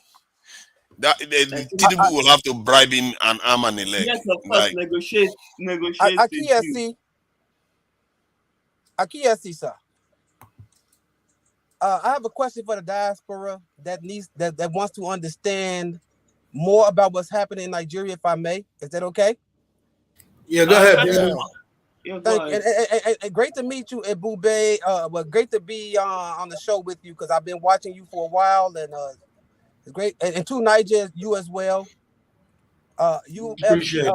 Of course, peace to Dynasty and to Noobs. So here's the question: what of Wike and the other? First, that's the first question. Could you repeat that, please? What of Wike and the others? Okay, what happened with Nyesom Wike is that initially it looked like it was going to be the PDP presidential flag bearer. Essentially when PDP went into opposition, Nyesom Wike was the face and financier and essentially close the shots in the party. He essentially won the nomination. It wasn't for Tambuwal switch at the last minute. So now after he switched, then the second thing was, well, okay, then I should get the vice presidency. When I say I, speaking as Wike. However, that didn't pan out either for reasons that we may never know. Some say he wouldn't have made a good deputy to Atiku. Some just say his temperament. He also went against, he had the whole VAT fight. So acceptability to the North would be another key issue. Wike has a lot of political baggage. He's a very outspoken person. So if you partner with him, there are things that you're going to accept that I believe that he wasn't ready to accept. So now it leaves Wike in a position because he probably didn't anticipate that he wouldn't get the 1 or 2 position. He probably thought he was going to get the party nomination or at a minimum the vice presidential nomination. Now that he has none, at best he could potentially for an appointment, a federal appointment, maybe SGF, maybe a minister with many portfolios. but essentially, in regards to elective positions, he's not vying for the Senate or anywhere in the National Assembly. So it have to be after his term as governor. Next question. Does Nigeria have something like America's electoral college, or No. is Nigeria's presidential election direct, like Well, a direct election? I believe the electoral college in America was a very unique thing to America. I believe electoral college came about because there was a time when, okay, and this is, I believe, is the history of the electoral college. There was a time in America where African Americans were considered 2/3 of a person, so that certain places they wouldn't get proper representation because Black Americans weren't calculated as basically being citizens. So in regards to representation, an agreement had to come where they said, okay, this place actually has this many citizens, so you'll have this much representation. So there was like the 2/3 compromise, and the electoral college essentially came from there as a way to kind of give representation, because America had an entrenched system of slavery. You don't really have a lot of places in the world. So there really wouldn't be a need for something like an electoral college. Essentially, you have to get a certain number of votes and a certain geographical spread. If nobody's able to get that geographical spread, I believe that there's a runoff in Nigeria. But I don't think that's ever had to come, because whoever wins typically wins it outright the first time. Okay. Next question for the diaspora and for the people in Dynast chat, and they've asked this question, so I just want to bring it to you all's attention. Has Nigeria ever had a traditionalist president? And what do you all think about a traditionalist as president? You mean someone who practices traditional spiritual systems? Yes. Has Nigeria ever had a person who practices traditional? And if somebody who's traditional has ever run or wins, what do you all think about that? And I mean the entire panel. Well, it's alleged that some politicians practice juju. So I maybe, and also too, you have to realize that there's a great number of people in Nigeria who do in fact practice their indigenous beliefs. If you watch any Nollywood film, you'll see. I think Agui and Rosie had this crocodile that he was carrying as if they say it was a kind of charm. So exactly. maybe he was the closest that we came. Yeah, there are people who maintain their indigenous belief system, some openly, some quietly. But most of the people that win would state that practice Islam or Christianity. Most of the presidents have actually been Muslim. So I think that's majority of, there's only been a handful of presidents who are actually Christians. So most of the presidents have been Muslim, actually. So you're saying that most presidents have been Muslim, and some may practice traditionalism, but it's really not known? Is that kind of around about what? Yes, like Agui Iransi Akrak, many alleged was like a charm, if you will. So, I mean, where do you put that, right? Like some people say that some politicians consult, some of their spiritual guides before going for election. So, that may or may not be true. You see, well, how did the president do? How did he do as a president? Well, I mean, all the presidents have been okay. There hasn't been an extremely terrible president. They've just been okay, but we haven't, in my opinion, had a president that was phenomenal in the sense that he fixed most of the problems that Nigeria has.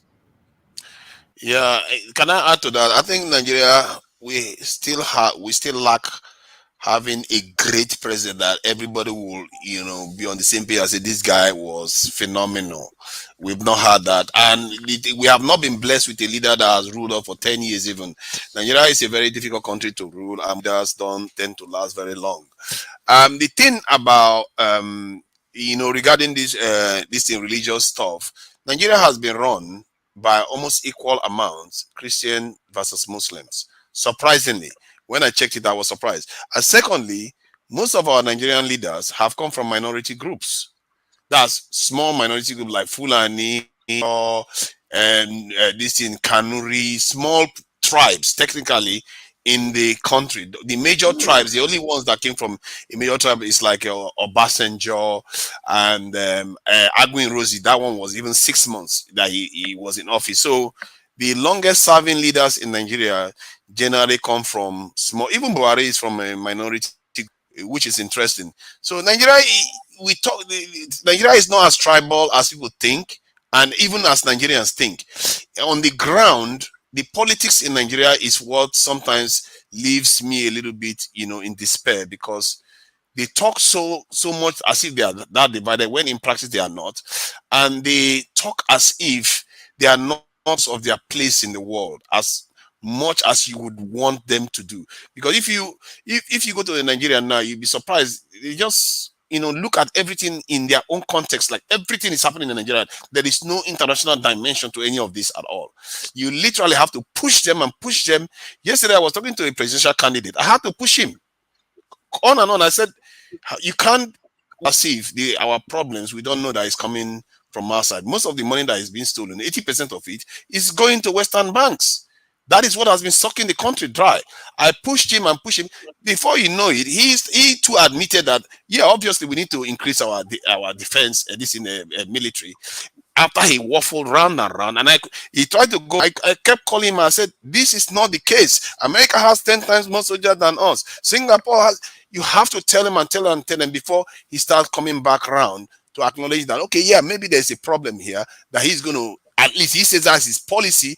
But it took him about 3-4 minutes for him to arrive at that point. I was like, if you were for this policy, why didn't you just state it from the beginning? You could have just said it. This is what Nigerians want to hear. This is why I'm against Showore. Somebody was saying that Showore didn't say that. He did. He said it even a few weeks ago or a month ago. He still said he wants to hire mercenaries. When you have so many young people without jobs there, you want to come and create jobs for foreigners to come and kill our own people. Right now, Ghana has got one terminal in their assigned to US military, and you want our country to become one of those again? We can't keep going on like this. And this is what I try to let our people know. I actually raised it with the candidate yesterday. I said, before you people start signing away our territory, maybe you should be consulting the people through a referendum before you cede our airport or cede our land for military bases. And African countries don't have kind of provision. It's something, because our leaders can just go and sell our country and we don't even have a say. It's a serious problem. Twice this happened in Africa this year. Twice, like in Somalia, the president was being sworn in. He's inviting foreign troops in. In Zambia, before the people knew it, the Zambia government has signed that foreign troops should come into their country. They don't. To Niger. Yes, go ahead. I would like to say this. Sorry to say. See, even if it'll be win the election next year, I'm very sorry to tell you this. Nothing will change in Nigeria, because while everyone focus on the presidency, we didn't watch the primaries that take place in the local government and the state government. Because if you look at it, majority of Nigeria problems lie in the local government and in the state government. While we were pursuing who is going to be the president, all these people, there were a lot of fraudsters who won the primary election in the state and local government. So there will be a lot of problems, no matter who becomes president next year, because most of the problems are in the state and in the local government. USC Superfan, can I interject for a second? Yes, go on. I would say this is, we actually haven't had a president that used the presidency in the right way, according to my personal opinion. And when I say the right way, I mean something like this. Something like fixing the electricity, right? Something like getting us 100,000 megawatts. That's in the extent of the president. Imagine just doing something as simple as that. Imagine getting Nigeria to the point. Wait, let me just land, and then you have the floor. Let me just land. Well, right? Imagine harnessing the gas. Nigeria has enough gas to generate enough electricity for all of West Africa. Imagine that there's a serious president that comes in and does that. You know what you've just unlocked? You've unlocked the manufacturing potentials of Nigeria, which will make Nigeria a place where there are too many jobs. So that's what the president can do. And I don't personally believe had a president really use presidency to its fullest potential. You have the floor. And then Ms. Morris has it after you. Ebube, I think the Nigerian government signed a contract with Siemens of Germany. So that contract is to deliver, I think, infrastructure for 2,000 megawatts of electricity. If you go through the government page for the past 2 weeks, those infrastructures have been coming into the country. There are big transformer that has been delivered, but a lot of people, they don't pay attention. They don't know what's going on in the country. That's just it. What government is that company from again? Siemens is a German company that they've signed an MOU with to improve transmission. And I don't think it's generation. I just think it's more transmission. No, sorry, transmission. Because those equipment just came in, I think 2 weeks ago. They came in, 2 weeks ago, right? Yeah. Perfect. Well, hopefully they're serious in implementing that, because for too long we've held the nation back, been held hostage by not having megawatts. Elvis Morris, how are you doing? What do you have on topic for us? Yeah, thank you. I just wanted to jump in on the conversation when you guys started talking about religious, aspect of this conversation. I think in Africa as a whole, I think we practice, we really don't practice true Christianity. Most of the times we have a mixture of African traditional religion, mixing with Christianity. And most African presidents, most of them practice some mixture of juju, behind the door, and then, the public facade is, mixed with some form of Christianity or Islam, So that's a given. I think there's not even a conversation or argument about it. I'm not Nigerian, so I'm not going to delve too deep into the Nigerian conversation. But I think what the gentleman said about nothing changing in Nigeria is true. We're such a massive country, for one man, be a president or whoever, to make a very impactful change in that nation is going to be very difficult. It starts with the citizens. It's something that goes around Africa. We are a corrupt people. I won't say by nature, but it's been that way for many years in many African countries. The culture of bribing and giving me small thing before I do a little job for you is widespread. So I don't think it's going to change. If corruption is going to end, it's going to end within the homes first before we can see on the national level. So I think Nigeria problems is magnified because it's such a big and important country in Africa, especially in West Africa. But it's like that in my own country, in Liberia, and other smaller countries in the sub-region. It's our inability. It's our inability to hold our local leader accountable. Because I am still saying our local leader, because they are the major problem. Go to each of these states, you see there's nothing going on in those states. The leaders, they receive monthly allocation. Some of them, they can't expand their IGR. Nothing. They don't do anything. The problem is, everyone wants to blame the president. That's why a lot of people will be, even when Obi become president next year, a lot of people will be disappointed because of the corruption in the local and state government. You would think Obi will be working, but you would think he's not doing anything. So we need to pay attention to the local and state leaders. To me, that's where we need to focus on, not Abuja. Leave Abuja. Focus on those people because they receive a lot of money. And this money, they just go into private pocket. Then let me ask you a question, please. Do you think federalism is the right form of governance for Nigerians? I think listen, the system is not that bad. The thing is just that we don't follow the money. Some of us don't even know our local leader. We don't pay attention to what's going on around us.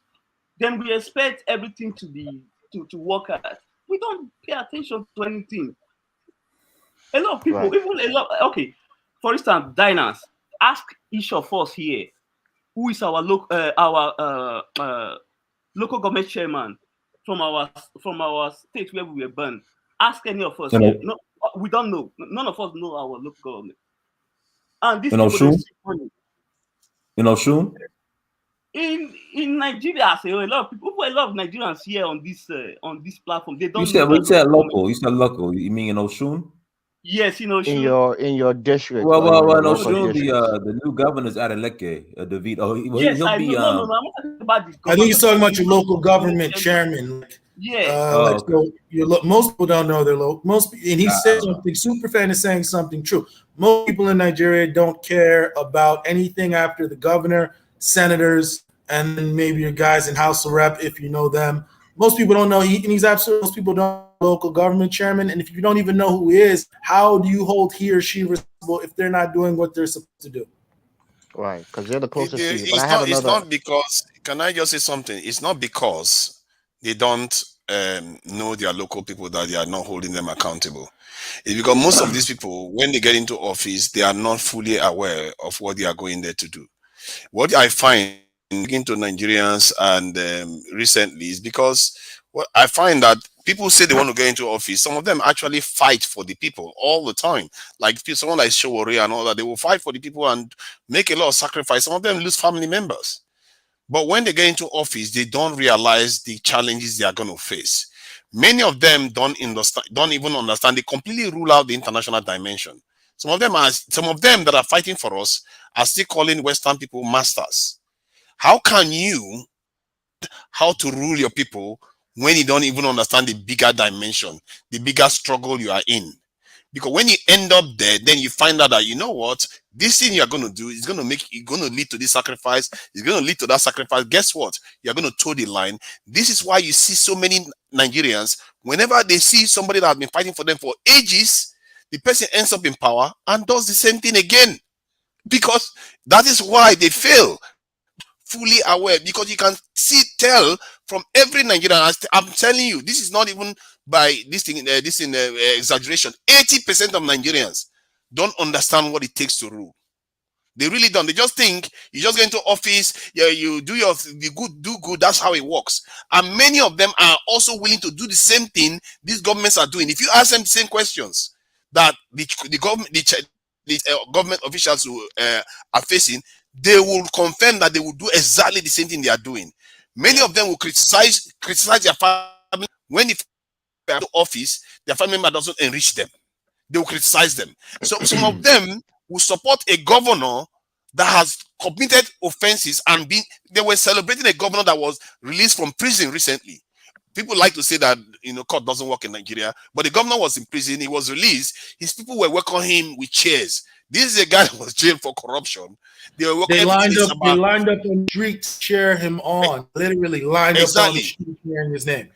These are people that cannot divorce their own tribalism, their own personal their feelings from the state. They are supposed to be able to understand that a system which is the state has to be able to function irrespective of their own personal desires. But they tie their own selfishness to what happens in the state, and at the same time they expect the state to perform. It won't until you realize that you have to put systems that don't take your own personal feelings into account. Hey, Nigeria, let me interrupt real quick. One of the things that I don't see in Nigeria, and you guys, most of you on the panel is Nigerian. I don't see a lot of civil disobedience when it comes to protesting, corruption, misrule. I don't see a lot of that. In smaller countries we see it. People get in the street, they protest against the government and things like that. Nigeria has a lot of educated people in there, a lot of activists, but I don't see a lot of civil disobedience. Why do you guys think that Elvis, is? the thing is, Elvis, let me say about Nigerians. Nigerians protest in the streets, right? What Nigerians do is this. So, for example, in the Niger Delta, where a lot of the oil wealth comes from, and things like schools aren't put in and roads are built, and the money is lopsidedly shared amongst people, leaving those areas destitute, what the people do is they just pick up the case and they fight the government, literally. Yeah, that's what the Delta militancy was all about. They didn't protest and carry signs No, he just picked up AKs and they said, all right, here's how this thing is going to go. So Nigerians don't protest. We're not the protesting type. Nigerians, for lack of a better term, get active. Can I ask another question? That's See, wrong to be though, fair, right? That's more destructive than productive. I have an answer for Ebube, that. one Can I moment. just answer this because this Ebube. is something that is dear to me? Hold on. Niger, This you is have something it, that and then UFC. Niger, you have it, then UFC Superfan has it, then Complex has it, and then it goes back to Elvis. Okay, So, Ebube. hold on, UFC. Hold on, UFC. UFC, you're after Niger. Okay. Yeah. So this idea where that Nigerians are not protesting is an interesting question because I've observed that nations that are improving, people don't generally go on strike. That's one thing I've seen, and this is why in China it's not because they are dictatorship that they don't go on strike. They did go on strike. They were even a stronger dictatorship in China because there's a lot of improvements that are going on in China continuously that people don't go on strike. And I think what is happening is that subliminally, even if Nigerians know that things are improving, they are seeing the second Niger bridge, they are seeing trains, they are seeing all those things being done. Even if people say that the whole world is burning around them, like I said, that lady that I spoke to in Nigeria just this weekend, she was talking about all the improvements that people are talking about. Everything is burning. It's not as bad at all as people keep talking about. This is someone that just went from the UK to Nigeria, saying all this. So it tells you that on the ground, what people are feeling is not necessarily what is happening in the headlines. I can tell you, I've been talking to Nigerians. Some of them, even laborers, seem to be acting with entitlement that even Western people will not act with. So it tells you that it's not as bad as people think. Improvements is happening on the ground. That's why you are not seeing those protests. Because look at Hong Kong. Because things were getting worse for the people in Hong Kong, you saw that long process that they had, and eventually they all became a house of. They became the leaders of the country too. So when you see when people protest, is when things are getting really terribly bad, like really really bad, before people start getting on the street, and Nigeria is nowhere close to that. People like to say that, Nigeria is bad, there's going to be collapse. I say you don't know. When they canceled June 12th election, that was far worse. People were traveling to their regions. Nigeria has not even come close to that now. And people and whenever they say there's going to be massive protests, the roads are going to be blocked, nobody comes out. Why? Because they know subliminally that things are happening. It's not conscious. They just don't come out. UFC Superfan, you're next, and then Complex and Elvis. All yours, brother. Ebube, the reason why I said we should pay attention to our leaders and follow the money is because since they set up NDDC, almost about close to 30 to 40 billion dollars have been awarded to that agency. Can you please, in this conversation, point to any project that agency have particularly done in Nigeria that you can point to say, okay, this is I'll bring up one right now. Actually, I'm familiar with that agency. My father did a lot of work with the Niger Delta Amnesty. He essentially was one of the brains behind that, the Niger Delta Amnesty Plan, and Professor Ebube Okoli. But that particular body that has done a lot. They've really done a lot in regards to giving these people actual table skills. Now, of course, you're going to have people who don't want to learn anything, who don't want any skills. They just want a stipend from the government for the rest of their lives. Sure, they're there. And you're going to have that in Nigeria just because. But you also have people who have actually taken advantage of those programs and have really moved far with them. So I will say that. Because to me, that I have not seen what they spend close to $40 billion on. That's just my own opinion. I've not seen anything that was okay. This agency, they have done well. Because $40 billion is not just chicken change or something. They should have So done where did they better. spend $40 billion? That is, since the agents they set up the agency till now, they have awarded almost $40 billion. Which agency? NDDC. Which one? NDDC. Oh no, that agency is the reason why I say they should make government accounts public. Should make the accounts of that organization public so that everybody knows what they are doing with the money. After all, it's supposed to belong to the Niger Delta this region. Given everything that is happening, why shouldn't they make the accounts public? All the accounts, maybe they have about 100. It can't be that many. Make it public so that whatever transaction that's happening, everybody can see it. So Naja, before you go too deep, remember it is complex CERN, and then has it after complex. Complex, did you have anything you wanted to add into the discussion? Yes. I'm trying to understand for people in the diaspora. Can you explain? But first of all, much love to Nigeria for having. I think you said Ebube, 95 million registered voters. Well, 90.2 is what they officially have. They may essentially invalidate around 100,000, maybe duplicate. It's around 90, just under 100. Your mom said he don't. Hey, Dynasty, Mike, Dynasty. Yeah, my bad. Yeah. Oh, good. So my thing is, and why I'm saying much love, we have a struggle over, in diaspora land with getting that many voters. And I want, our people over here to see the example that you all are leading by with having that many registered voters, with seeing that importance. First of all, that's just me showing love. You get me? Now, for the understanding portion, can you explain? Okay, let's say the president is what is it? APC for the president? Yes, sir. Okay, now the Senate and the House, what would be their what party would be the majority party for your Senate and your House, please? I believe APC controls the National Assembly, which is like the Senate and the House. The National Assembly is what we'd call our Congress, if you will. Oh wow! So APC has all three areas. Yeah. Well, APC controls the House, the Senate, and the presidency. The PDP is still strong, and the governors also play a factor in that analysis. I do believe APC has a plurality in regards to or a slight majority in regard to the governor. I think they are firmly in control of this current administration. So what I'm seeing is that Nigeria has taken the role of a complete democratic government. And in our experience with democracy,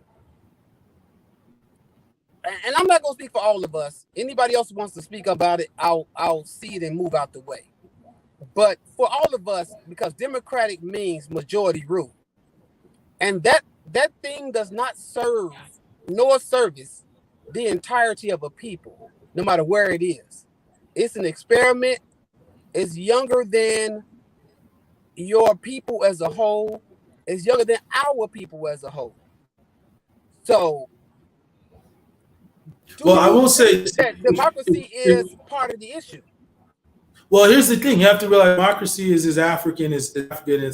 I'm Igbo. My people, if you the Uri Kingdom, it was on the 900 AD is when it started, and there wasn't a king.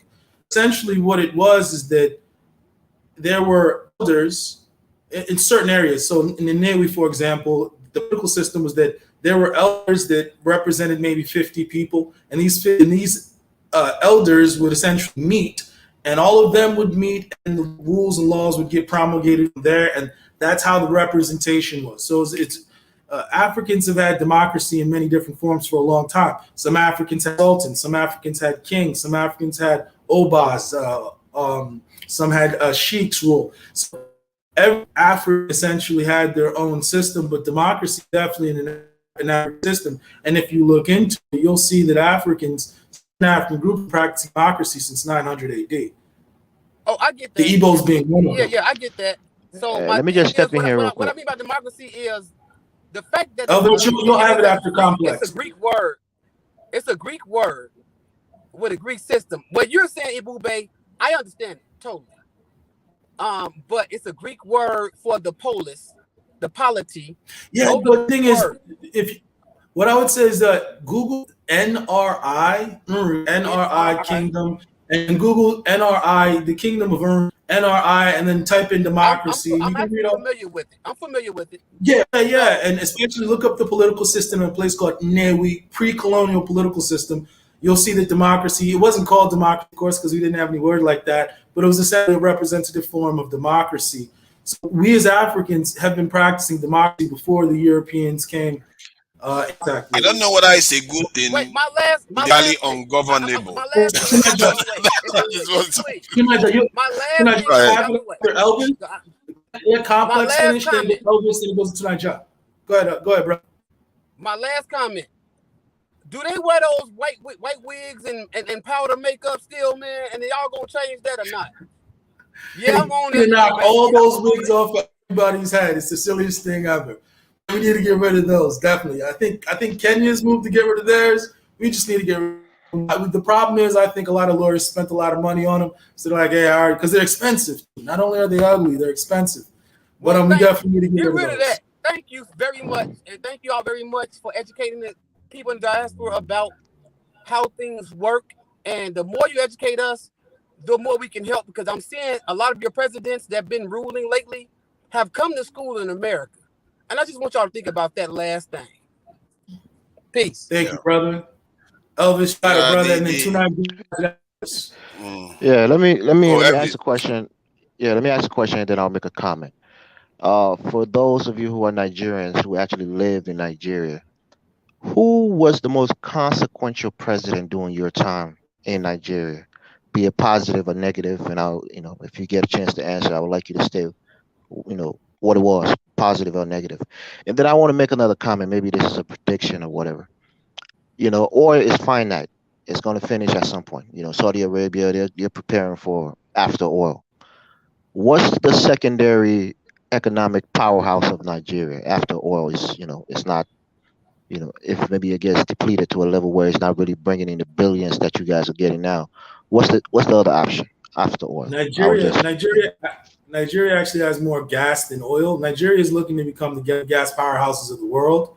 Oil is basically in decline, but with Russia behaving the way it's being, I think there was an MOU signed between Morocco and Nigeria 3 weeks ago to finish constructing the pipeline West Africa, along the West African up into Europe. So Nigeria is essentially going to sell gas all to all the West African nations, all the way up to Morocco, then into Spain. And Nigeria is looking to become potentially Europe's number one gas. In regards to the most consequential president, good or bad, definitely I would say Abacha. But tonight, Judge, you have the floor to either answer the question or bring up a new point of your own, brother. You got it. Yeah, thank you. In terms of good or bad, this guy, UFC, I'm going to kick your ass if you don't stop interrupting me. Easy. It's a joke. It's a joke. You're next tonight, Judge. UFC, you have the next episode. Yeah. The Abacha, in terms of who is consequential, negative or positive, I'll go for the negative one. It's Babangida. Babangida did more damage than any single president in Nigeria history. And in terms of Nigeria-centric president, is the most Nigerian-centric. He focused, he was more pan-Nigerian. Say that again. I didn't hear you. You Abacha. When you Abacha. You said he was the Abacha, reason why, in the most pan-African and pan-Nigerian president. His chief of staff is running for presidency right now. Who? That chief of staff, Al Mustafa, yes. He's the only candidate actually talking about the other dimension of in terms of our place in Africa and where all the security problem is coming from. He talked about how rhodium is the reason why the North is having all this problem, because they found rhodium in some parts of Nigeria, and all those areas are fighting right now, and they are busy stealing our this in the rhodium, and they are proofs of helicopters coming in, dropping weapons and going away. This is the same thing they do in Congo, and he's the only one calling it out. Our presidential candidate don't do that. So this one was, on a panel with the presidential candidate yesterday, and I was pushing him on these things. How is it that we act as if the whole world is our friend? That other people are more paranoid than us, given our history. Why are we not paranoid? So that is that. But on the Igbo people, I think the reason why Igbo people had that democratic system is because they were very difficult to govern. Igbo people are difficult people to govern. Till today, they are still having that problem, because even you made the same complaint, Igbo people themselves, they complain about that themselves. Igbo people don't like to be controlled. That is just as simple. And had a more system. Question you should ask yourself is that a good thing if you want to come together and build a bigger nation that is required to confront the threats of today? You can, it's a problem because you have to come together with other groups now to be able to meet the challenges of the current era, because the current era, they are operating on this regional level, where we say regional continental levels, kind of this in a situation that we are facing. The other, the Asians have China, the Indians have India, and Africans have Nigeria. And what has Nigeria got to offer to them? Nothing. So, and this is why us coming together as a people is an important one. I don't care. I really don't care whether it's democracy or not. I don't even know whether democracy is a very good thing for Africa, because democracy actually leaves the system to easily being abused from foreign entities. And question, but for the only reason why I subscribe to democracy right now is because we are quite diverse and we tend to distrust each other a lot. And if you have one leader just come in and want to control everybody, you're going to have problems. So I would say, instead of us to go into, in the direction of dictatorship, we should go into a more advanced form of democracy that is highly consultative of the people. Every time you want to do something, like the Swiss people do actually, people in Switzerland, they actually do a lot of referendums because of it. I think 7 to 8 presidents at a time. And so one person heads it and it keeps switching and going round and around. We should figure out a more advanced form of democracy that suits us. Because right now, what is happening is that our presidents, our candidates are going to London to go and have meetings. They fly to Washington, and that's all they've been doing. You don't see them going to China. You don't see them going to India like independent people. They just fly to these two capitals, on, and it tells you whom is really there. And this is why 80% of our resources are ending up in their accounts.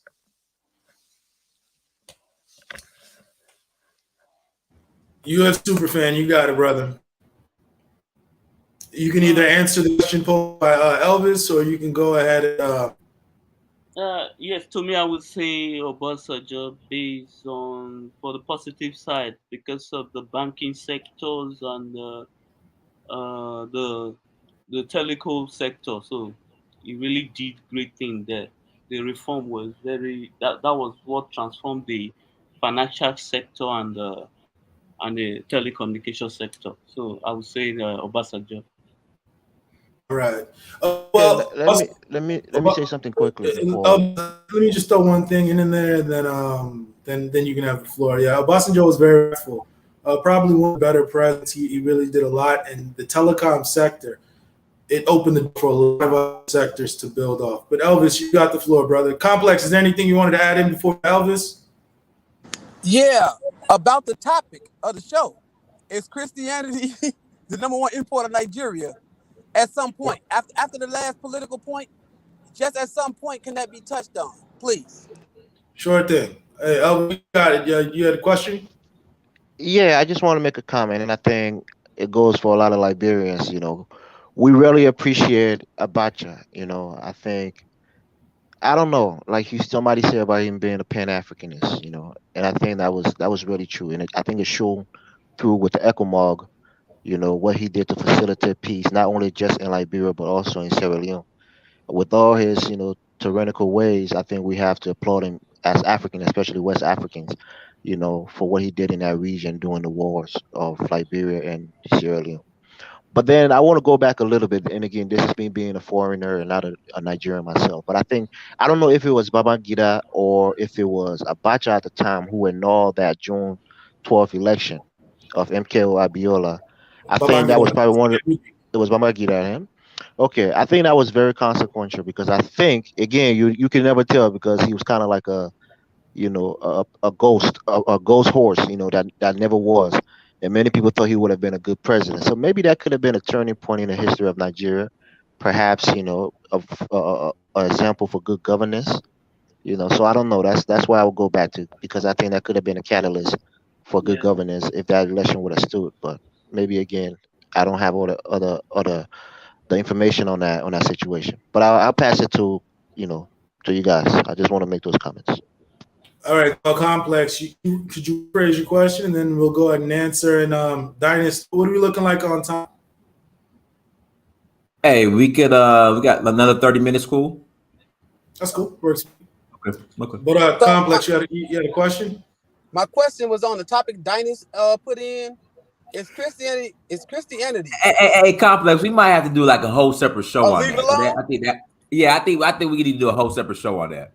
Hey, it's your show, man. You know. Yeah, because I mean, I came up with the idea. I mean, I came up with the idea for that topic because somebody had. In fact, I sent it to Ebube. Let me read it real quick. But somebody, you know what, Dynasty? Somebody in the audience did say they want another Christian president, and I'm like, okay, the world has had Christian presidents, and the world is fucked up. My bad if that's bad for your show, because sometimes I got to curse because it does what it does. It's all good. It's all good. All right. So somebody brought that up. At least that part though. Like, why would that person say? I don't know if it's UFC or somebody else. Well, I'll explain briefly what means. Our weapons is this. In Nigeria, there was an informal agreement where. Basically, before that, I'll address what Dynasty showing. There's this. I don't know if the stats are correct, but it's essentially saying the Nigerians have more churches than other groups have businesses in the UK, registered churches, which could be true. The African by nature is extremely spiritual, and whether they practice their spirituality through Christianity or Islam or traditional African spirituality, it's very hard to find an African on the continent that's an atheist. They're gonna believe in something, and so some of us take Islam. We carry it on our heads more than Saudi. Some of us are more Catholic than the Pope. You know, we take it to the extreme. In regards to the presidency, typically in Nigeria, you have to understand Nigeria is a nation of nations. The first civilization was the Bornu Canaan Empire, which are around 700 AD. And then from there, you had the Hausa states, which were around 800 AD. And then you had the Uri kingdom, which was around 9 AD. And then 11 or 12 AD, you had Benin. And I believe in 13 or 1400, you had the mighty Oyo Empire. And so all of these guys were present. In 1804, you had an invasion by Usman Dan Fodio to unite the Hausa states into the Koto Caliphate. And from there, they began expanding south into the southwest, the middle belt, and even parts of Niger and maybe Chad, depending on how you want to look at it. So now when the British came, there was already kind of a war in Nigeria between these groups as the Koto Caliphate was expanding. And other states were basically fighting. And so now they pull these nations into one nation. And so what they try to do is they try to have an ethnic balance and a religious balance as well, because you have maybe 50% in Muslim, 40% Christian, 10% indigenous belief systems. So between the two largest religions, Islam and Christianity, the president was a Muslim and he's leaving office. They try to bring a Christian to say, okay, the Muslims have a representative, now the Christian will have the representative. And not only with religion, let's say that the Southern president was an Igbo man, the next time it comes back to the South, it'll either be a Niger Delta or a Yoruba man. If the president in the North was in the Northwest, a Fulani man, typically they'll try and balance it out by using someone from the North Central or the Northeast. So it's a delicate balance, and they try to balance all of these national interests of the sub-nations within the larger nation.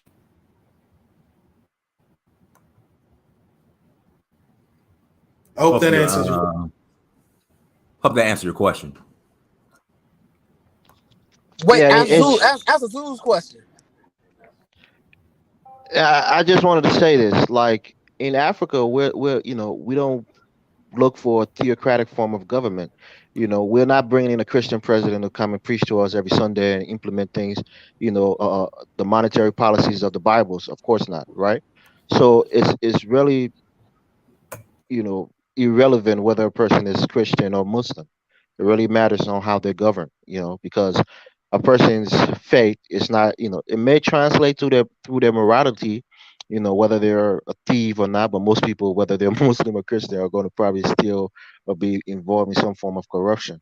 So even if I, as a Christian, have a Christian president, it doesn't mean that doesn't mean that he's going to implement the thing, the teaching of the Bible within the larger society. That's why I think every country, unless you live in a theocratic, democracy, if that's even a thing, shouldn't even worry about having a quote unquote Christian president or Muslim president, because every country should be secular in that matter.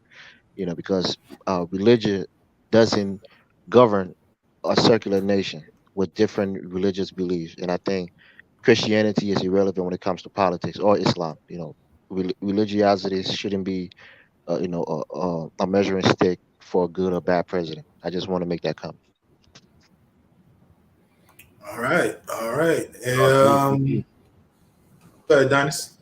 No, I was saying cool. I mean, what we could do, we could start closing out if there's no other questions or statements at all. We could start closing out. For me, I can say something very quickly about Go ahead, our people can be. Yeah, about you see, Nigerians. What I have found is that they need to start organizing themselves to be making demands from the government, because what I observe is that these leaders, they don't think things through. Our journalists don't think things through. They don't think that far.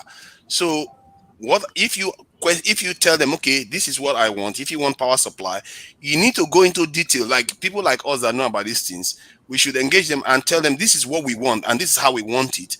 Otherwise, they will pretend as if, and some of them don't actually know. Like my experience, I've talked to 2 presidential candidates now, and they do the same thing over and over again. They act as if they don't understand until you nudge them. Then suddenly they start thinking like that. It tells you that our people need to start changing their demands, because if you don't demand more, it's like everybody else. If you're going out the babe now and the lady tells you, oh, I'm going to McDonald's, or the other one tells you I'm going to Sheraton, the way you are going to treat them is going to be different, isn't it? You're not going to bring out. So the point is that if you demand more, you are more likely to get more. And our people, what they tend to do is that we just want light. You don't specify. You just want security. You don't specify anything. Then the leaders will go there and do whatever they like. And here in the West, if you want to do anything for them, you have to be very specific and you have to have strong record, and the people are going to hold you to it. But our people, leaders just go, they say we are used to it. I say you can't keep doing that. You have to make them sign up to something, and you have to have ways of holding them accountable when they get into office. And some of them, when I started talking to Nigerians about this, I was back against it. But they are beginning to understand now that this is probably the only peaceful way to change things. Because I give the example to them. If your leader tells you to turn into, like, an Igbo man that is a Christian, their leader tells them to turn into a Muslim, the Igbo man will refuse, because the Igbo man is locked into their way of thinking. And it means that it's in our minds. If they are locked into a way of thinking and saying, you know what, we can't accept a country without power supply, because the money is there. An example is 15 million it takes to buy a mobile can power about 160,000 homes. Can you imagine that? Nigeria generates, for this in fuel subsidies alone, this year we're going to spend about 17 billion, which means we can literally buy 200 of those power plants and power all our major cities 24/7. We don't need transmission lines, because we know power gets to almost all parts of our capital cities. It's just that it doesn't stay on. You can buy 200 of those things with less than $5 billion and power all the cities 24/7. They wouldn't even make that leap to do that while you sort out the long-term ones. This is why when I encounter them, I ask this kind of pertinent questions. And the more I encounter them, the more I will be asking, because some of them are not thinking along those lines. They are thinking about Siemens and bringing transmission line. Why do you need transmission line? We already have transmission lines in Nigeria. The problem is that it's not staying on. That is the problem. You have to get it to stay on. And because a mobile power plant can solve the problem within 6 months, because like General Electric now, they say they can deploy this in less than 3 months. Can you imagine that General Electric can do that in less than 3 months? Our leaders, for some reason, are not doing the right things. That's why I keep telling them, you have to start coming up with your own ideas and pushing them, because they say iron sharpens iron, isn't it? It's not that they don't. If the people are not sharp, the leaders are not going to be sharp. And if the people are sharper and have a stake, especially if they have a stake in the system, one of the things Nigerians do is that they don't like to pay into the system. They will say that because the system is corrupt, they don't want to pay into it. Brothers, before you go on, let me say this to Dynas real quick. I'll let you speak. Dynas, big shout out to you, man. I think I just want to give this give you props for the direction that you're putting carrying this channel through. The series that you started with the Black Excellence, I think that's a great a great addition to your platform. I really don't want this platform to be an echo chamber for hatred towards Black people, especially Black Americans. And I think you've gone in the right direction. You're separating yourself from some of those other platforms who only castigate and criticize. Who said I hate Black Americans? I'm a Black American. No. What I'm saying is just the people that come on this platform, they tend to badge, the Pookies and the Ray Rays and always talk about the negative. Whereas, We should bash the yeah, Well, Pookies and the Ray Rays. but you have to realize you're too, not all Black balancing it out. Americans are Pookies. Abby, Not all I Black think Americans are Pookies and Ray Rays. Like the thing is, if there are people in your community that are messing things up in Africa and in the African American community, we'll call them out. But there's this narrative that's going around like that African people generally, African diaspora people generally have some sort of beef with Black Americans, and it's like, nah, you might find an incident. You can find anything anywhere. You got 1.2 billion Africans. You can find 10 Africans who will think this way and 10 Africans who will think that way. But overall, like, we're all kind of in this thing together, lack of a better term. Like, if I'm driving on the street, sure, I drive a nice car, a very nice car, but what does that mean? You look through the window, I'm a Black man at the end of the day. So before you finish, let me land, please. I just want to say this, and that's the point I was trying to make. For every Pookie and Ray Ray, there's a Bob Johnson or a Michael Jordan or whatever, right? Not just an athlete, but a business person. You have a lot of educated Black people in America, specifically African Americans, right, who are doing excellent. They're making money in the private sector. They're not athletes, and Diners try to spotlight those people, and I think that's the balance that we need on this platform. Yes, there are a lot of Pookies and rare and degenerate behaviors that's going on in the community, but there's also a lot of people that you can uphold and look at for inspiration, and that's the props I want to give. Hey, Elvis, why did Bob Johnson leave Liberia? What did you guys do to the guy?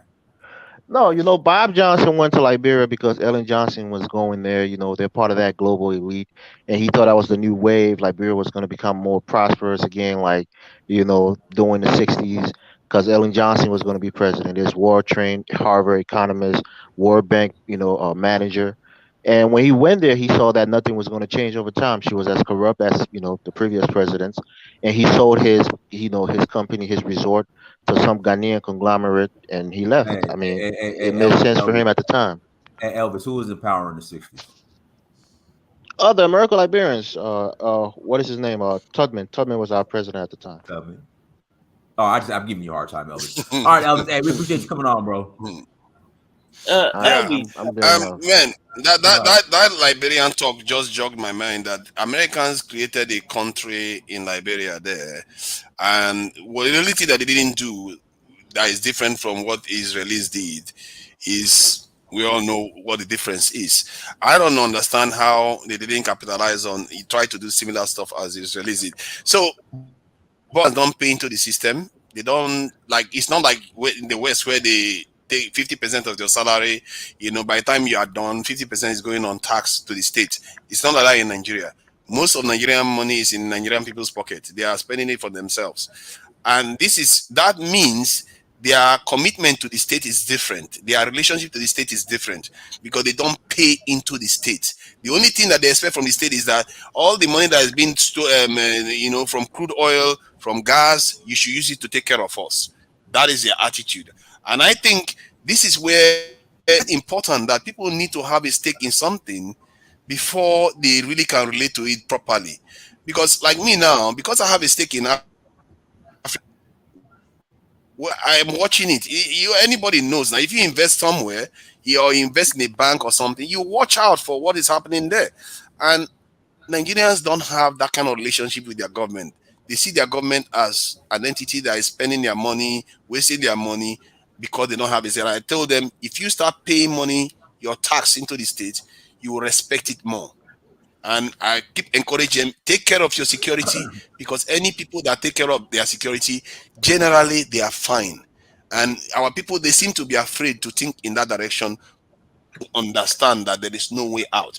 Because you can run from the truth as much as you like, according to Thanos, destiny will still arrive whether you like it or not, you are still going to face the consequences if you try to avoid it all you want. So that is my experience for the last couple of months. You notice I have not been around much.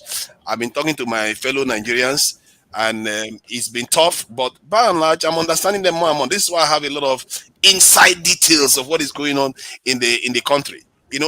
Going to the point where I'm talking to presidential candidates. Everywhere I can stalk them, I stalk them, and I can, believe in me, I'm not sitting there just letting letting them give me answers and I just walk away. No, I'm not going to buy it. If you don't give me good reason why our nation is this weak, I'm not going to buy. I never do. So I hope that counts for something. One second. Hey, Donnie, should I go ahead and close out? Or what do we look like? Yeah. We're going to close out, man. Shoot, Ebube, we'll let you go ahead and close out. Anything else you'd like to share and close? Let me say something. Let me respond.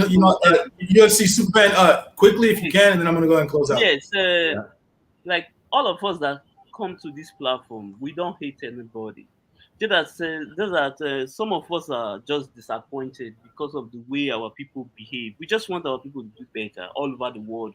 You understand me? It's not that we hate anyone. Like me, for me, I don't hate anyone. I like to see our people in a place of power, like the Secretary of Defense. Yes, I like the guy the guy is in that position. That's a good thing. Like the Deputy Secretary of what they call it? Is it Treasury? Is a black guy. He's in that position. Yes, I like those are the kind of things we want to see. We want to see I would like to see our people in a position of power, not begging and crying online and all those stuff. I don't think we want that. All right, so go ahead, Ebube.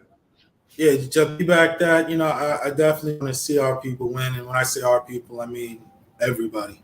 And just close off, I do want to thank Tunaija. Thank you, UFC Superfan. Thank you, everybody in the chat. If you haven't hit the like button, please go ahead and hit the like. Also, too, I got a new documentary coming out. If you haven't been to Up Close and Center here on YouTube, please go ahead and sure you subscribe, like a few of the videos. I'm dropping new content by the end of this upcoming week. I just got to be in court a few times. Then after that, I should be free to go ahead and release that. Also, too, here in the Atlanta area, if you get in any trouble or anybody who is getting into trouble and they need competent legal representation, go ahead and get over to the Law Group. Go ahead and Google that. You pull up the number up there goes directly to my secretary. From there, we can put out some type of consultation and proceed like that. And you'll get some that's competent that actually cares, and it'll give you quality legal service. But everybody here, I do want to thank you. And Dynast, it's back to you, brother. Hey, I appreciate it, guys. Everyone, let's congratulate Ebube on opening up his law firm, everyone. That's big. Congratulations to brother Ebube. So everyone, thank you so much for joining. Like, share, subscribe. Until next time, family, Dynast Search for Uhuru. Peace.